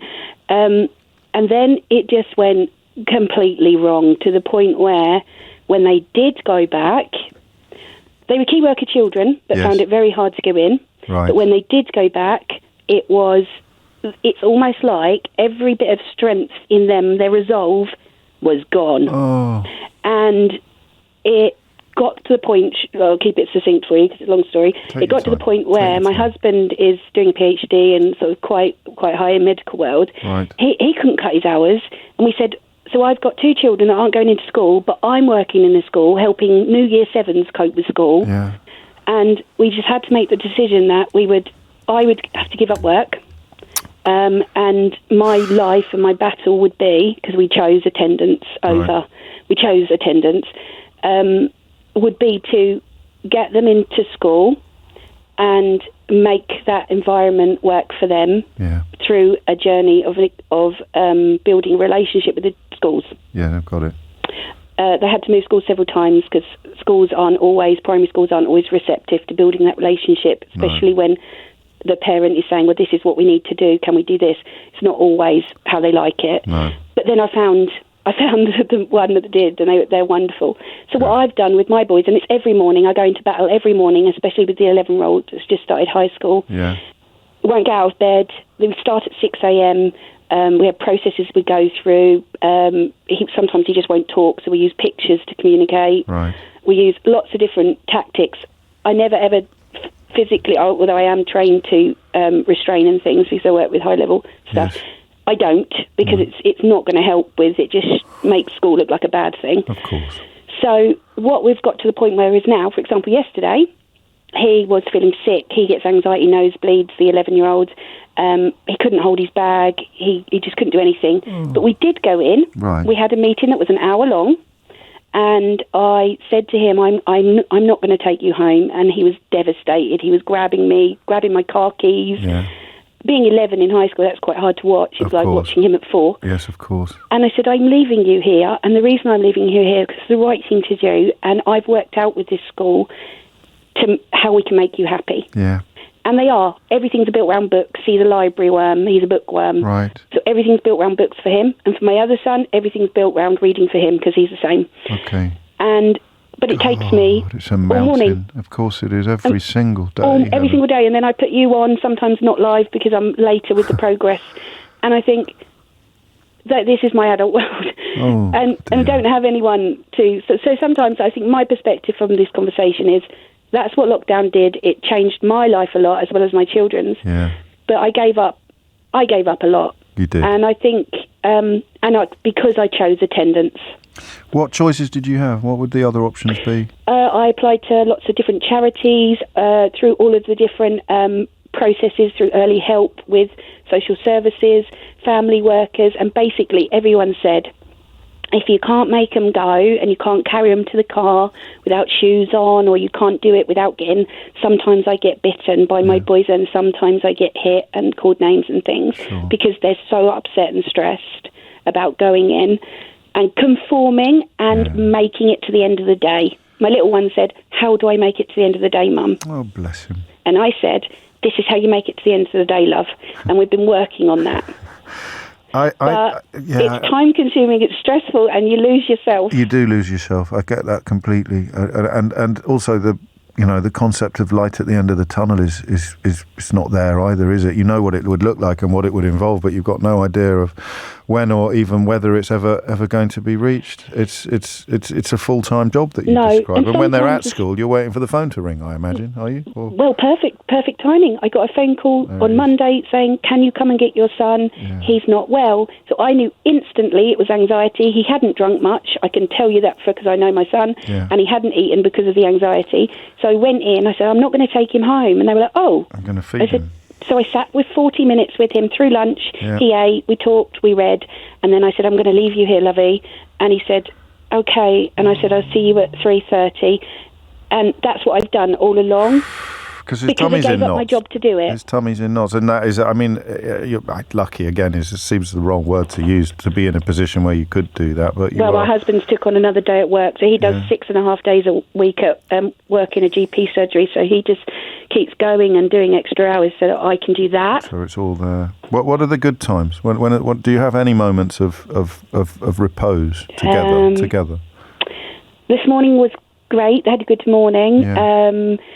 They had a shower last night. They got dressed. This morning we did pancakes because they like baking, so I try and get round it. We start early, and I prepare. Yeah. So I prepare. Plan. Everything's on a list. And when days go well, they go well like that. When they don't go well, we go into school at 10 or whatever. But we go. There are good days. And of course, anyone still labouring under the illusion that punishing you, if on the occasions where they don't get into school, would somehow be constructive or helpful, has hopefully had that. Joe's just texted me to say these mums are absolute legends, and you are, and although you probably don't feel like that. No, I don't feel like it. And I miss my job. I miss the children that I worked with in the high school that needed me, and I had to choose between them and my own children, and that was the worst choice, because the year 7s I left just cried their eyes out, because we'd built a relationship, you see, we'd built that trust within ourselves, so them to come to school. When they were having COVID tests in the sports hall, and sometimes they'd be sick because it went so far down, the person that was doing it, we'd all, I'd clear it up for them, and then we'd go again, and we'd just built that relationship. And then you have to say, I've got to go because my kids need me, and it's heartbreaking. But it's obviously the right thing to do. It really is. Interesting that. Is about 2 mums today. I don't know how much of the hour you heard, but another mum who does fostering as well. So that being yes, I heard that lady, yeah. So in a way, it's almost as if your record and your experiences, your professional experiences, equips you for this battle in a way that many mums won't have the tools. What if I didn't? Yeah, what if I didn't? I mean, that's what I'm thinking. It would be horrific. I'd just be a mess on the floor. And every charity I went to said, there just isn't anyone. We don't have someone that comes out and helps. There's no one at school that can come out and help. And even that meeting I had in the high school yesterday, the person I was with said, I've got to go, we're busy. And I said, but these things can't be rushed. If you want to do this properly, you need to do this properly. Otherwise we'll be back next week or next month. I'm sorry. And I did say that. I said, look, these things have to be done properly. Once you get this right, he will come. And I am quite firm like that. He will come. Yeah, and you're getting it right, but of course, some days it will feel like 1 step forward, 2 steps back. I don't know what to say. I'm just going to say good luck, Helen. Thanks. Do you know what? If I could get to Southampton, I would, because I'd love to see you. But I don't think that every day. I think, if I could just get childcare. Oh, I'm sorry. But no, I know. It's fine. It's lovely to speak to you. Well, obviously, if you can, then you're not paying for the tickets. I'd take care of that. But if you can get there, then I'd love to meet you too. But the radio station is fantastic. I absolutely love it, and it just is so. It's the only station I have ever listened to that lets opinions happen. Thank you. And that's what I love. So I wanted to call in today because this mattered to me. So. Well, it clearly does, and you can see why. And you've helped a lot of people come to a much better understanding of an issue that they wouldn't previously have known about, let alone understood. And that's why I also love it as well, actually. Thank you, Helen. It's 12:01. James O'Brien on LBC. James O'Brien on LBC. 5 minutes after 12 is the time. I just briefly, Helen has prompted I might get a bit emotional if this carries on, prompted an avalanche of lovely words about what we do here and what me. So thank you. I am reading them all, but even my ego won't extend to reading them all out loud. I can assure you that the feelings are entirely mutual. But thank you so much. 5 minutes after 12 is the time. It struck me, looking at this headline, that the conversation we're going to have will be a little bit similar to one that we had yesterday. Although at first glance, houses and schools don't have much in common, apart from bricks and mortar, I suppose. So I think you persuaded me yesterday that the notion of privilege is a little bit more selfish than I originally acknowledged. So I did genuinely wonder whether, just to round up or round down the numbers, if 10% of the nation's children go to a fee-paying school where they receive a measurably better education in both academic and social capital. It's not true across the board. There's some state schools are brilliant. There's, I think, one in East London that gets more kids into Oxford and Cambridge than anywhere else in the world. But as a general truth, the reason why some parents, myself included, pay school fees, my parents included, is because, A, you can. That's the most crucial point of it, regardless of how much we like to cast ourselves as hard-working. The point is you can pay it, you can afford it, and you do it because it is better than other available options. And the question yesterday was about whether reducing that figure from 10% to 5% is good or bad for the general population. So, because you're not eradicating it. I'm not sure, to be honest with you, that Labour's plans to put VAT on school fees is going to have a particular impact on the number of children in school. I'd be very surprised if a measurable number of children are taken out of private school and put into the state system. But only time will tell, and the money raised, of course, how far it stretches will depend in part on how big of the burden placed upon the state sector is. But that's not the conversation we were having yesterday. It was a conversation about whether reducing the number of people who enjoy an unfair advantage or who can buy an unfair advantage is actually the preferable path if abolition has been entirely taken off the table. And bizarrely, a headline coming from the Liberal Democrats conference, I think goes into very, very similar territory. But I have less clear views on this because I have less experience of it. Lib Dems to hammer second home owners. Now, pearl clutchers at the Daily Telegraph have understandably got their knickers in a right old twist about this. It is. I think I've only seen it reported there, to be honest with you. But the figures in this are brilliant. I mean, just in terms of wow, you guys are crazy. Liberal Democrats, I think, are a wonderful addition to the public pageant, to the political landscape. And I think that Sir Ed Davey is rebuilding a brand that was damaged. I mean, enormously damaged by the coalition government's decision to abolish Liberal Democrat election pledges on tuition fees. It was a trade-off. In the great scheme of things, it was a trade-off. They got some of the stuff that they wanted, but in return for that, they had to do some of the stuff that they'd promised not to do. Such is the nature of coalition, but I think they blew it. I think getting a referendum on electoral reform just sort of seemed to hypnotise them. And then they lost it, of course. So anyway, I think Ed Davey is rebuilding the brand, as it were, or the political credibility of the Liberal Democrats. Town halls under a Liberal Democrat government would be given the power to increase the council tax on second homes by 500%. Now, I have a bit of a problem with policies that look like tinkering around the edges. I sort of think, there's not that much clear blue water between the two parties on that issue. And Labour keep failing to promise that the latest Tory announcement will be reversed. So today I think it's oil fields, isn't it, in the North Sea. So they're giving a commitment to oil fields in the North Sea. And the Labour Party have said we disapprove of it, but we won't withdraw it. And so you've got that sense of that, well, it's just, no one's really thumping the table with policies, are they? And then up pop the Liberal Democrats who, and I don't think anyone takes offence at me saying this, who are unlikely to form the next government, but might be in coalition. They want to bring in 500% increases, or at least give councils the right to give 500% increases in council tax for second homes. It's a publication called Tackling the Housing Crisis. Now, Cornwall, Devon, London is on the list. The number of holiday properties in London. Why would people have a second home in London? Because they spend most of the time in the countryside and then come to London for okay. Yeah, all right. So, no, I see. So you've got two homes, and most people would spend most of the time in London and then go to the countryside. Do you notice what I did with the word side there? This is quite an interesting thing about class and codes. So when I first started knocking about with posh people, they often talk about going to the country at the weekend. And the rest of us don't know what they're talking about. Because you think, which country? But they mean the countryside. And I just did it then. Did you notice? I just said, surely you'd have your second home in the country. And then I just added side at the last minute because I remembered that I'm speaking that code. They said, what are you doing this week? Are we going to the country? And I'd say, which country? What do you going to the country? Did you know this already? Did you know that this is what posh people do? Where are you going? Did you know this? Did you know this? That this is what? Where are you going at the weekend? Going to the country. Don't forget your shotguns.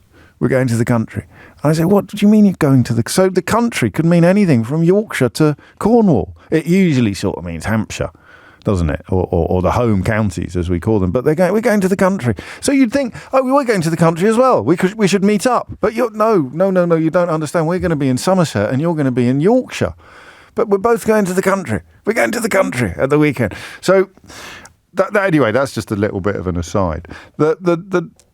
The notion of these areas, which I'm not overly familiar with. Actually, that's not true. I know Norfolk quite well, but I don't know that Norfolk is ever on these lists because I think perhaps because the problem is less acute with locals not being able to get onto the property ladder. But it's usually Cornwall, Devon, London and the Lake District that are cited in these cases. And in fact, those are the four locales which are named in this publication, Tackling the Housing Crisis, which they have unveiled at the Lib Dem conference this week. So it is described by the Telegraph as a sweeping tax raid on second home owners designed to control the number of holiday properties in areas such as Cornwall, Devon, London and the Lake District if we were to get into power. So councils would have powers to levy twice the normal council tax rate on properties used as a second home, and they'd be allowed to increase it by as much as 5 times.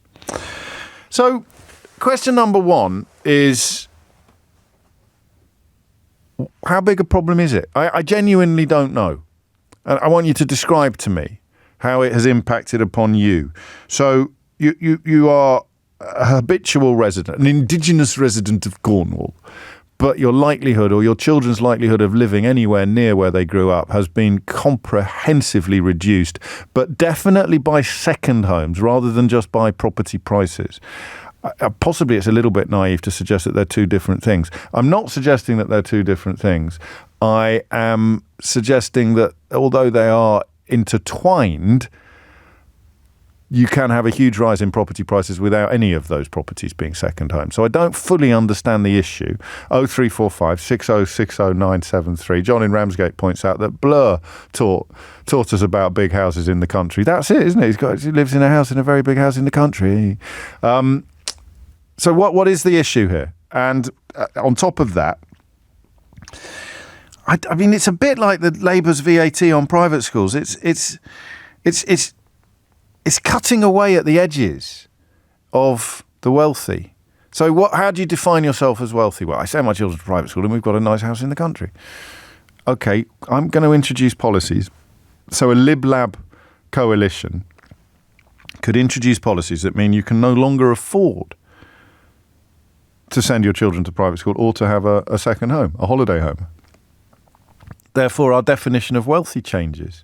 So it's as if there is a political mood abroad that recognises the unfair distribution of wealth, but has almost given up on the idea of coming at it from above, i.e. the very wealthiest people, and instead Labour and Liberal policies look as if they are nibbling away at the bottom of the wealth bit. So imagine a pyramid, right?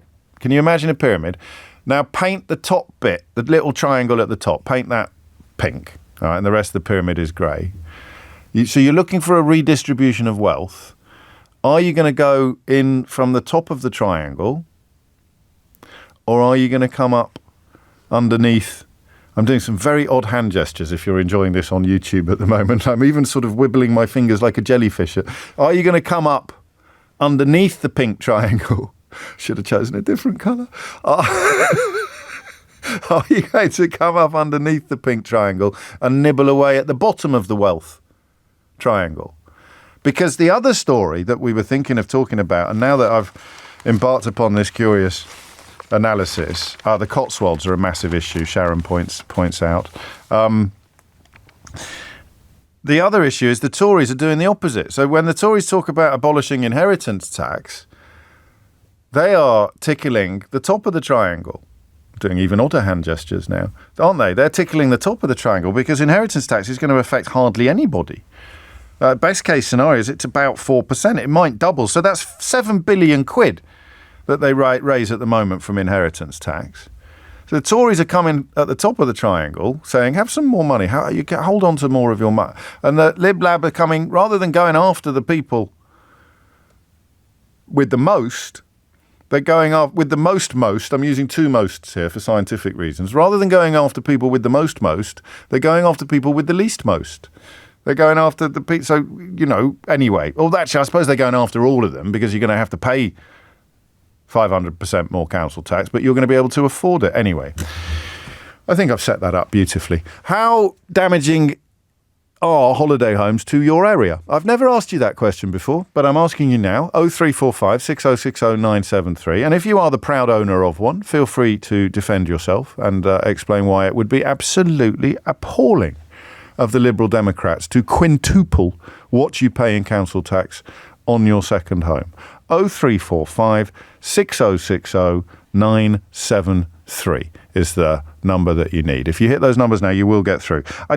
Listen, I was prepared for fisticuffs yesterday because there's a curious breed of fellow parent of privately educated children that insists on denying that there's any unfair advantage involved, which is just counterintuitive.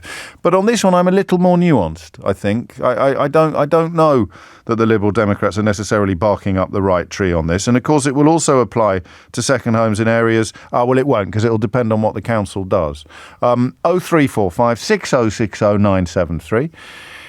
Someone's just pointed out it's going to cost King Charles a lot of money, this, isn't it? Do they pay council tax? Do you pay council tax on Buckingham Palace? I don't even know. You have to presume so. 0345 6060 973 is the number you need. James O'Brien on LBC. James O'Brien on LBC. It is 21 minutes after 12, and I need to add North Norfolk to the list, which is where I would quite like a second home, as long as that's all right with the locals, and apparently it isn't. So at Burnham Market, which is a lovely part of the world, very near the coastline that I love the most in England. I haven't visited all of it, I've got to be honest, but if you gave me the choice of living near the seaside, this is the bit of seaside that I would choose to live near, but they've just voted against it. They had a little sort of referendum, and the result was that they would ban second homes. So any new developments that are being built, they voted in. The parish council took a vote, and it was in favour of stopping homes being turned into holiday lets, or indeed new developments having houses bought by outsiders for occasional use. I suppose Airbnb will be part of this conversation as well, won't it? 22 after 12 is the time. Claire is in Manchester. Claire, what do you reckon? Hi, good afternoon. Hello. Now, I've lived in Manchester for the last 20 years, but I grew up in Fakenham, which is in North Norfolk, so just down the road from Burnham Market. Yes, I know it well. And I went to school in Wells. So I'm still in contact with all my family there and people I grew up with. In Wells, did you say? Yes, Wells Okay. next to sea. Yeah, no, I know Wells really well. I love it. Oh, it's my favourite place in the world. Yes, same here, actually. I think we're going there. I think we're going there for half term, actually. I could be wrong, but I I'll hope be we are. there as well. Lovely. I'll give you a wave. We can have a stick of rock. Walk a dog on the beach. Yes, we probably will as well. Go on. So the change I've noticed since I left school there in the late 90s, it was never busy in the winter, but it was just more steady, and it was mainly day trippers and what have you. But there wasn't a real issue with housing. Right. Now, most people I grew up with are really struggling now to stay in the likes of Wells, Fakenham, Sheringham. Even Fakenham. Oh yeah, because you're coming in from the coast, aren't you? When you get to Fakenham, but it's within easy. It's only about 10 minutes. Oh, you're right. It's within easy really spitting distance, isn't it? You're right. Yes. Yeah, it's sinking sort of further inland now because it's so expensive on the coast. But people I've grown up with are having to move totally out of the area. Yeah. Because there's what's available is stupidly overpriced if there's anything available. So what the local council have brought in there now, the all new builds must be used as a main residence. I 100% agree with. Have they done that then? I don't know if it's been finalised yet. I'm just speaking from memory from a couple of months Quite interesting to police it, wouldn't it? It's all a bit East German. You'd be grassing on your neighbours, counting the number of days that they're there. How confident can we be that it would make a difference, though? Because, I think it would. It's not going to bring prices down. Really. Prices aren't going to start coming down, are they? I don't think. But there would then be housing stock available. Yes, that's true. At the moment, there's just nothing available. Right. Well, they're throwing up houses all the time in Burnham Market. Have you seen the prices in Burnham Market? I have. Yes, they're absurd. You might as well be in Chiswick for for the amount of bang you get for your buck. It is incredible. But so there's two proposals here. The one that if I build a new house, it has to be a permanent residence. I get my head around that. What about sticking 500% council tax rises on people who've already got second homes? That's a different one. That's actually a little bit more of a persecution. I think that would make a lot of people think twice on the affordability of maintaining those second houses, and hopefully push some people to sell them and bring those houses back onto the market for locals. What now, about I'm not saying we don't want second home buyers there altogether, because they desperately need tourism. Yes. In the winter months, it is very quiet. But it's even more quiet now than it was 20 years ago, and it's because those second homes don't go up in the winter. Are empty. They don't go up in the winter. Also, and then the other thing you've got is that the business side of it is that these are small businesses, aren't they? If people are renting them out as well as using them themselves, they're as you say, bringing an array of tourists to the area. And if you're going for a week, then you're going to be spending a lot more money than you would be if you lived there for the whole 4 months. So we just have to wait and see how it plays out. But it's going to be quite popular on the ground in all of the areas affected, because it's an artificial inflation of property, isn't it, really? Yeah, because at the moment it's not fair on the locals at all, and they just need to balance it out. So won't someone think of what about the Farrow and Ball salesman, Claire? What about the Farrow and Ball paint salesman? What's going to happen to them if we ban second homes in North Norfolk? They're going to be reduced to penury. They're going to be begging outside church. It's going to be. Have you ever heard? Just while I've got you here, have you ever heard of the whoosh? Whoosh. Yeah. The wash. No, the whoosh. Oh, the whoosh, no. I know what the wash is. Someone who lives in Burnham, told me a couple of weeks ago that once a year something happens to the tides, and you can get... Oh, yeah. Yeah. Yeah. Is it the extra high tide that comes right in? But if you get in the right bit of the salt marsh by Wells, you can kind of be... It's almost like a fairground ride. You'll be whooshed... Right, so she'd done it. In so quickly. That's right, and that it all goes out so quickly. I forget which one it was, but she'd just done it, and it sounded absolutely amazing. It's on my list. It's on my list, Claire. I'll have to look that up too. I'll see you at the Chippy then, at half term. Oh, Plattons. At Plattons. 27 minutes after 12 is the time. You're listening to James O'Brien on LBC. Anthony's in St Austell, which is smack in the middle of this story. Anthony, what would you like to say? Yeah, hi James. It's I think the main issue is when people are buying houses that would otherwise be used for local families, like 2-bed houses, and then they start Airbnb-ing them. That's directly taking them off the market and putting them into a money-making exercise where people could be using these properties. Yes. I lived in Morganport for 20 years, and that place is now 80% holiday homes. And I'm the chap that phoned up with the ear infection from surfing in the sewage. Oh, yeah. Are you any better? I'm better, but my daughter's had 2 weeks off school with a bug she got from the sea, and my boy had nearly a week off. Oh, God. Oh, now, I'm sorry to hear that. This does kind of lead into it, because the sewage system, like I said, you can't cope. And then in the summer, these 80% houses that are now back. So, yeah, they have to pay their way. If the money goes to the right place. Yeah, it seems quite straightforward then for a lot of people on the ground. But what about, I can't remember, you just surf for fun, do you? Or was it your business? Were you the fella that no, that was someone else who had a little surfing business. There's one in Wells next to sea, actually. It was on the telly the other day. So people rely on the second home market, the holiday home market. So second home's a bit misleading, because most people will be renting it out when they're not using it, and that is bringing in customers for the chip shops and the surf schools and the restaurant, isn't it? Yeah, and the thing is, I like your little joke about the Flower and Ball. I'm a painter and decorator, and I've made good money off these people. Exactly. You know what I mean? Yes, I have made good money off these people, but it's not a get rid of the tourists. It's not a get rid of the soaking mate. If I see one more Tesla, I'm going to scream. It's not about that. It needs to balance out a little bit. I live in St Austell now, because Morgan Port is just nowhere near. There's no way I can move back there. No way. No. You know.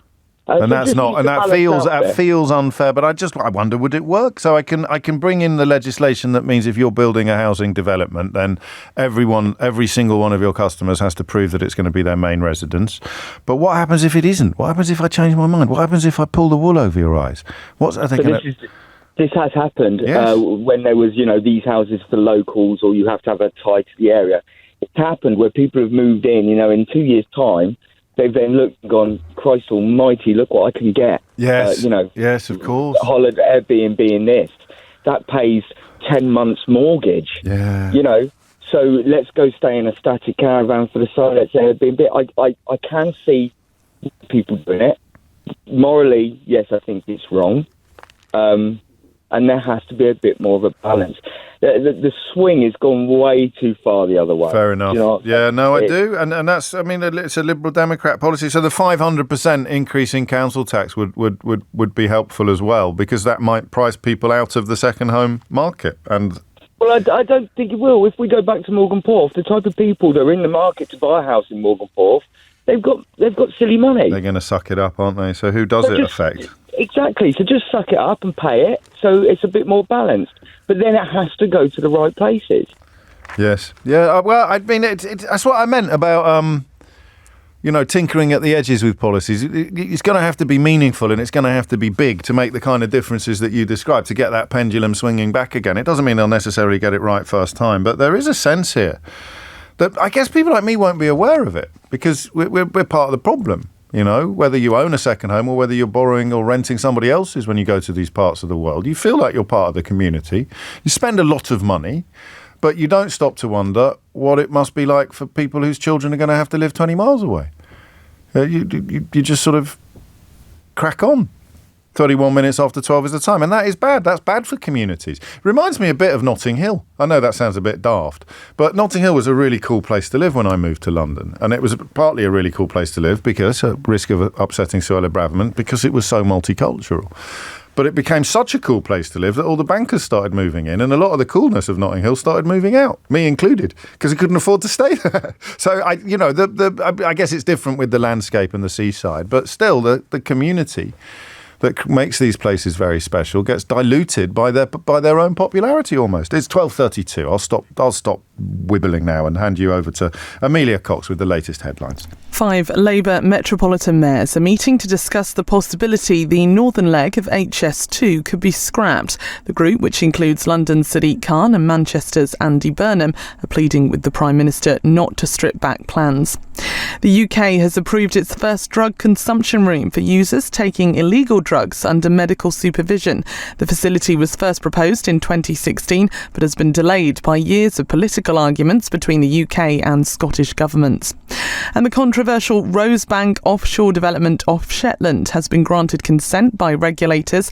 It's believed to be the UK's largest untapped oil field, containing hundreds of millions of barrels of oil.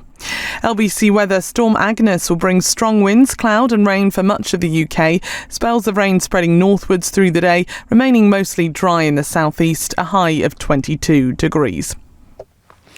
Something that doesn't get discussed enough with our families are our ideas for our own funeral and how we would like to be remembered. Thanks to Co-op Funeral Care, on Friday, Nick Ferrari at breakfast will be joined by Colleen Nolan to discuss how talking about your funeral now can make things easier later.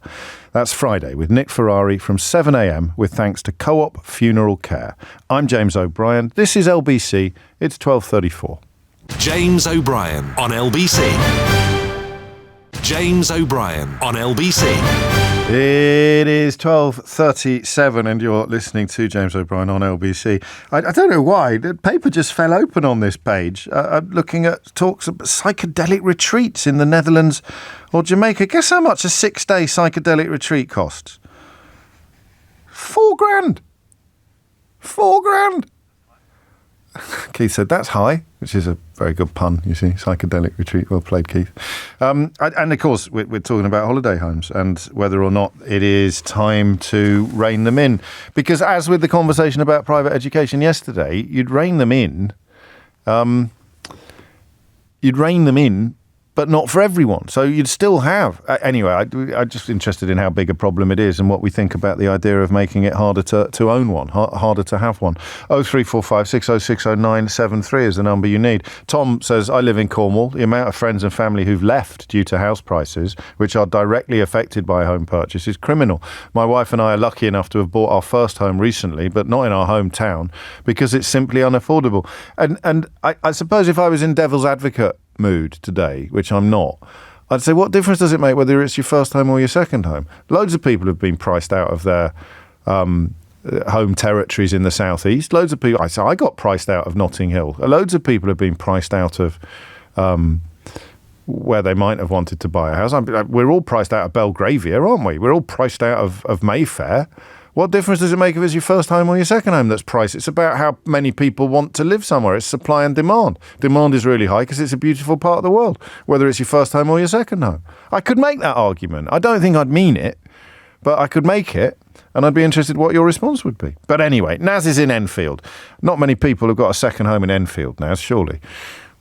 No, but what I was going to say is that we've got a one-bedroom flat in north of Cardiff because my kids were priced out of London, so they went to Wales. Oh, and you've got a flat to stay in when you go and see them. Yes, and look after the children. Yes. And we're getting taxed. We're getting taxed by the local government because it's counted as a second home. We took all our savings to buy this place, and we're getting taxed. It's a second home. What's the rate then in Wales? Have Wales already got legislation in place on this? Yes. What do you pay? It's double. It's double. So if it was your permanent residence, you'd pay half the council tax that you pay now? Yes. Okay, that's interesting. Yeah, and Wales have all done it, and I think it's really unfair because it's all our savings. We're not going and we're not renting it out as a second, as a beauty spot, second place. So they've already done it, and they don't take in individual circumstances. Well, they can't though, can they? They can't really take individual circumstances. Well, I suppose so. But when you think it's,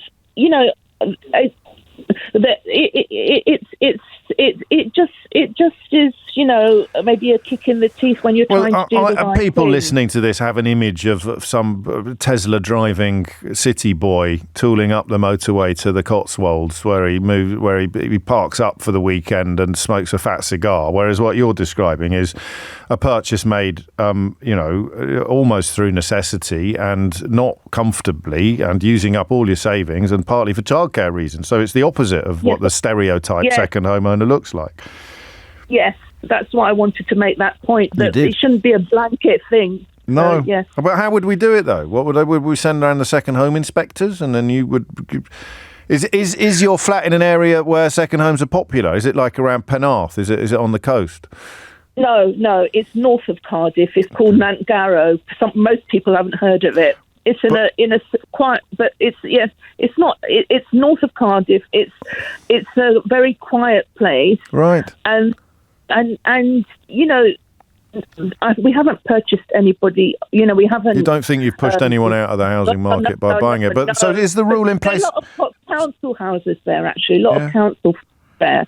So it's not a rich area at all. But we haven't priced anybody out. No. And I'm just trying to show that there is another side. Of course, there's a side when people are making money off it, and but I think it has to be looked at, if possible.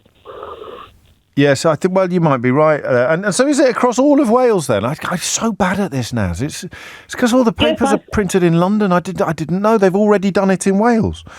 Yes, so all local authorities, apart from 2, have done this policy. Well, it was supposed to. So, I think just because they haven't got money, it's a money-making policy. They've been cut to the. It's a money-making policy. So yes. So Wales have done it already, and when I heard 500%, I was thinking, oh gosh, I hope they don't go on that bandwagon. Well, let's hope they're not listening, eh? Yeah. None of the Labour politicians in Wales are listening. Thank you, Naz. You make a really valid point, actually, rather better than I managed to when I was talking about pink triangles and ticklish fingers, try coming at people from the bottom of the wealth peak rather than coming at people from the top. But how do you come at people from the top? Well, you increase inheritance tax. The Tories are doing the exact opposite. Or you bring in some sort of asset tax, a flat tax, a windfall tax. I don't know. I'm just going to address a direct question from Dave. He says, I've never been to a book signing before, but I've booked a ticket for your show in Manchester on the 28th of November. It might seem like a silly question, but does the ticket price include a copy of the book to be signed at the event? If not, do I need to order one from Waterstones to be collected at the event? Well, I don't know, Dave, because there was an option on the site. It's sold out now, Manchester. There was an option on the site to either buy a ticket with a book or to buy just a book. I think they're about 20 quid each. So depending on how much you paid, there will or will not be a book included. But I'll definitely be signing them after the show. 12:43 is the time. They're all sold out now, apart from Southampton, where even if it is sold out, I'm going to pretend that it isn't, because people find it so funny when I complain about Southampton not having sold out. It's nearly sold out in Southampton. So hurry if you do want to come along. I'm also doing a couple in Scotland. You can see the details of that. I'm doing the Hay Winter Festival. I'm doing the Cheltenham Literary Festival as well, if you want to come and see me at any of those to discuss my new book. Rhian is in Gwynedd in North Wales, which is quite appropriate given where Naz was talking about. Rhian, what would you like to say? Hi. Rhian. Sorry. Rhian's a female name. I know. I've just corrected it. I don't know why. I thought Rhian. Apologies, Rhian. Rhian, yes. So going after the last caller who said it's unfair to tax them, what's more unfair is that the housing market in Wales has been decimated by capitalism, because since Margaret Thatcher privatised a hell of a lot of things, since then, house prices have boomed everywhere, and especially in Wales, where we're competing with prices in England. And obviously, most of the population in Britain lives in England. So when these buyers find a new house, obviously they find places on the coasts. And the most popular area, most Welsh speakers in Wales live in northwest Wales, and in a village called Abersoch. Yes. It's so popular with second home owners that a local school was shut down because not enough parents were able to live there. Wow. So these are, they're big issues then. It's not just, you think of a holiday home as being a sort of a frilly little issue, but it's a big issue for the people in the areas where it is not a holiday home, it's a home. It's a really, really big deal. It's a serious problem, and when it comes to... but Welsh councils already have the right to bump up council tax by 300%, I'm being told by my... Yes, that is a very, very new policy that's just come out, because it's when the last caller said it's a money-making scheme. It's not. What it is people are trying to understand that it's actually destroying Welsh culture. God, that's a really powerful point, because it is the Welsh language areas and the people moving in who will have no intention of learning Welsh are pricing out people who would pass it on to future generations. Thank you, Rhian. That's, I'm glad we did this rather than inheritance tax. It was a toss-up between the two, because I felt I can't do both. It's the same subject in a way. And very similar to yesterday's conversation about private education, but this is more interesting to me. 1246, the psychology of inheritance tax is interesting. So we might do that tomorrow. What a time to be alive. James O'Brien on LBC. James O'Brien on LBC. It is 12:50. Claire says there's no such thing as a second home. A home is where you live, and no one can live in two places. It's immoral when people are homeless. Gosh, I hadn't thought of it like that, actually. I disagree with the first bit. I think you can have two homes. You feel equally at home in both of them. It's a weird sort of duality, possibly something to do with boarding school. The weirdest thing about boarding school was that within an hour of getting home, you sort of felt that you hadn't been away. And within an hour of getting back to school for the start of a new term, you sort of felt that you hadn't been home. You did have two sort of existences almost. I think you can do that with second homes. I don't know, really. And it looks like Southampton is sold out. I know how closely you follow the excitement surrounding the imminent publication of my new book, How They Broke Britain. Which, would you believe that it has links to the place where Suella Braverman gave her speech yesterday? Actually, this is what I meant when I told you a while ago that I've got to stop writing it now, because otherwise it's never going to end. Every week something happens which would actually fit in the How They Broke Britain narrative. But Braverman features quite heavily. The introduction is Braverman and Raab, not because they are responsible for breaking Britain, but they are proof of how broken it is. So I use Dominic Raab and Suella Braverman as evidence of how utterly corrupted our political system is, because two people like that could rise to the highest offices in the land. Obviously, Johnson drives that point home completely in Chapter 9, but the introduction is looking at symptoms more than causes. And you would struggle to find two better examples of how utterly broken normal politics was by, in this case, Brexit and the lies of Boris Johnson that Brexit ushered in than the appointment of Dominic Raab and Suella Braverman to key roles. I thought that they might both be toast by the time the book came out. Raab's resignation came in time for inclusion, but I thought Braverman might be toast as well. She still might. His speech that she's given in America is disgusting, deliberately disgusting. But Rishi Sunak seems to be lacking vertebrae, doesn't he, when it comes to actually disciplining members of his team. So but the place where she gave the speech has relevance to 2 or 3 different chapters of the book, which is really interesting because it's all about the unseen and sometimes seen links between secretly funded think tanks, right-wing media and the Conservative Party. And yesterday's speech by Suella Braverman absolutely nailed all 3 of those points, which would have been a useful culmination of the introduction if it wasn't for the fact that the book was already at the printers before she did it. 12:53 is the time. To answer Sarah's question, yes, there is a waiting list for cancelled tickets for the book tour. If you go on the website, there's a link on my Twitter, then you can join the waiting list to pick up any returns. And there might be a few more coming up in Northampton, depending on concrete issues. They're refurbishing the theatre. There may be some.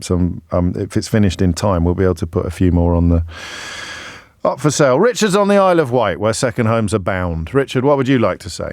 You mentioned Raab and Braverman, then it's put me off my stroke. I remember not to swear. Yes, if you would, thank you. I mean, going back to the lady who bought the flat in Wales, yes. I think the important thing is that she's bought an asset. Yes. She could be paying for a hotel. That's true. So paying double or 3 times, and the issue in Wales is they have done that, and it's only reduced second ownership by about 7%.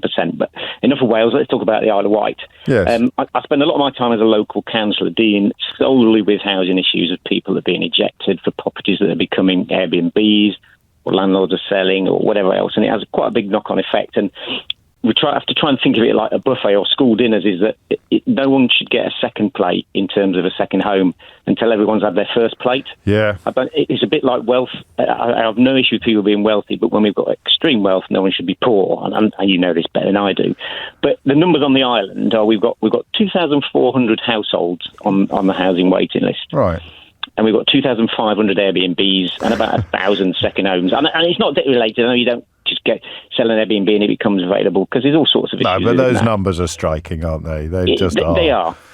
And the knock-on is that pre-COVID, a nice 3-bedroom house in a nice town like Cowes would have cost you about 950 quid a month rent. Right. If you're canny, you probably had three properties to choose from. If you're canny, you'd probably knock the rent down by 50 quid a month. Yeah. That same house now is 1,350 quid a month, and it's disappeared. Why? Because you've had... Why this post-pandemic explosion? Why this post-pandemic? Hopefully this next figure explains it, is there used to be, on a churn, 300 houses a month available for rent on the Isle of Wight. Are you in the business? You sound like you're in the property business. No, I'm a local councillor. Oh, so well, then you are in the business, but not from a commercial angle then. No. I also own a fish and chip shop. Your point about fish and chip shop being busier is and isn't the case. But anyway, that's for a different day. So there was 300 properties available for rent a month pre-COVID. Yeah. Now there's only 80 a month. So you can see in terms of an order of magnitude why that makes it difficult. Is this because people changed their priorities during lockdown and decided that they would spend more of their time in the Isle of Wight? Because you say Airbnb, Airbnb, but it will also be inhabited by the owners for a lot of the year. Some are, some aren't. Yes, of course. And what it is what you had during COVID was you had a lot of people who were perhaps on furlough or on full pay working from home in a city or wherever, who all of a sudden had excess cash because they couldn't spend it. How you had business people being given grants. Yes. And and this conversation could go on for days, but I'll keep it short. But we've got fairly poor pension provision in this country. So people go, hang on, I've got £50,000-60,000 I've never had before. That's enough for deposit on a house on the island.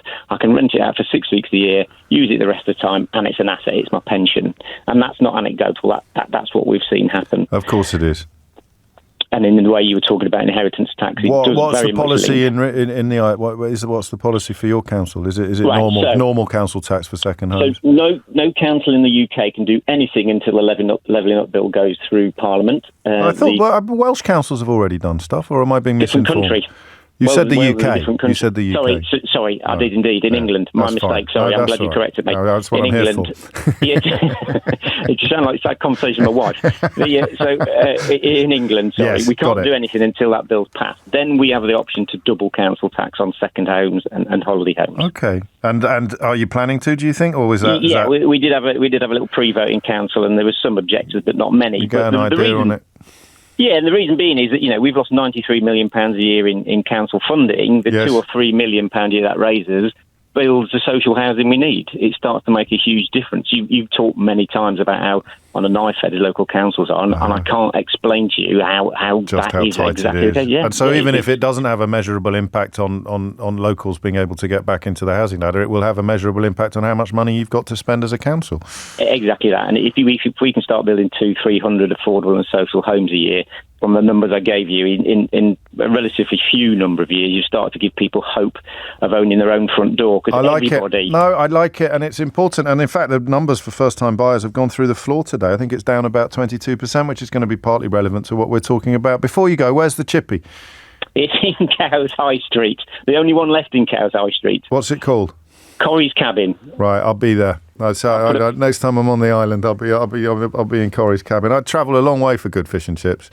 Probably further than is healthy. Let me read this out, because I didn't think you're a bad person. It goes, you sell books for extra money, James. I rent out a second house to top up my pension. Why am I a bad person? I don't think you're a bad person, but the reason why these two events are economically different is every time I write a book, there's not a first-time author out there who loses his book deal, you see. So it's slightly different. If I write a book, it doesn't mean you can't. Whereas if you own two homes, I can't own the second one. That's all. So I don't think you're a bad person. I don't know where you got that idea, but I'm happy to help. And of course, to surreptitiously mention my book again, which is very important. If you missed any of today's show, you can listen back on Catch Up on Global Player, Rewind Live Radio, or enjoy the whole show podcast. I really fancy fish and chips now, but I've got to go and record a podcast. You'll also find all of LBC's shows to catch up on, as well as stay up to date with the latest news from LBC. Rewind Live Radio on Global Player. Download for free from your app store or head to globalplayer.com. Tom Sawbrick with you at 4. Sheila Fogarty with you now. Am I going to get a free copy of this book, or are you going to make me buy one? Of course you can have a free copy. I was tweeting the hell out of it before a publication. There it is. No, absolutely, you can. It's not out until November the 2nd. Oh, okay. No, so you can have it then. Thank you. All right. Will you get someone nice to sign it for me? Yeah, I will. Keith. Keith is doing signed copies. Thank you. I look forward to that. James O'Brien on LBC.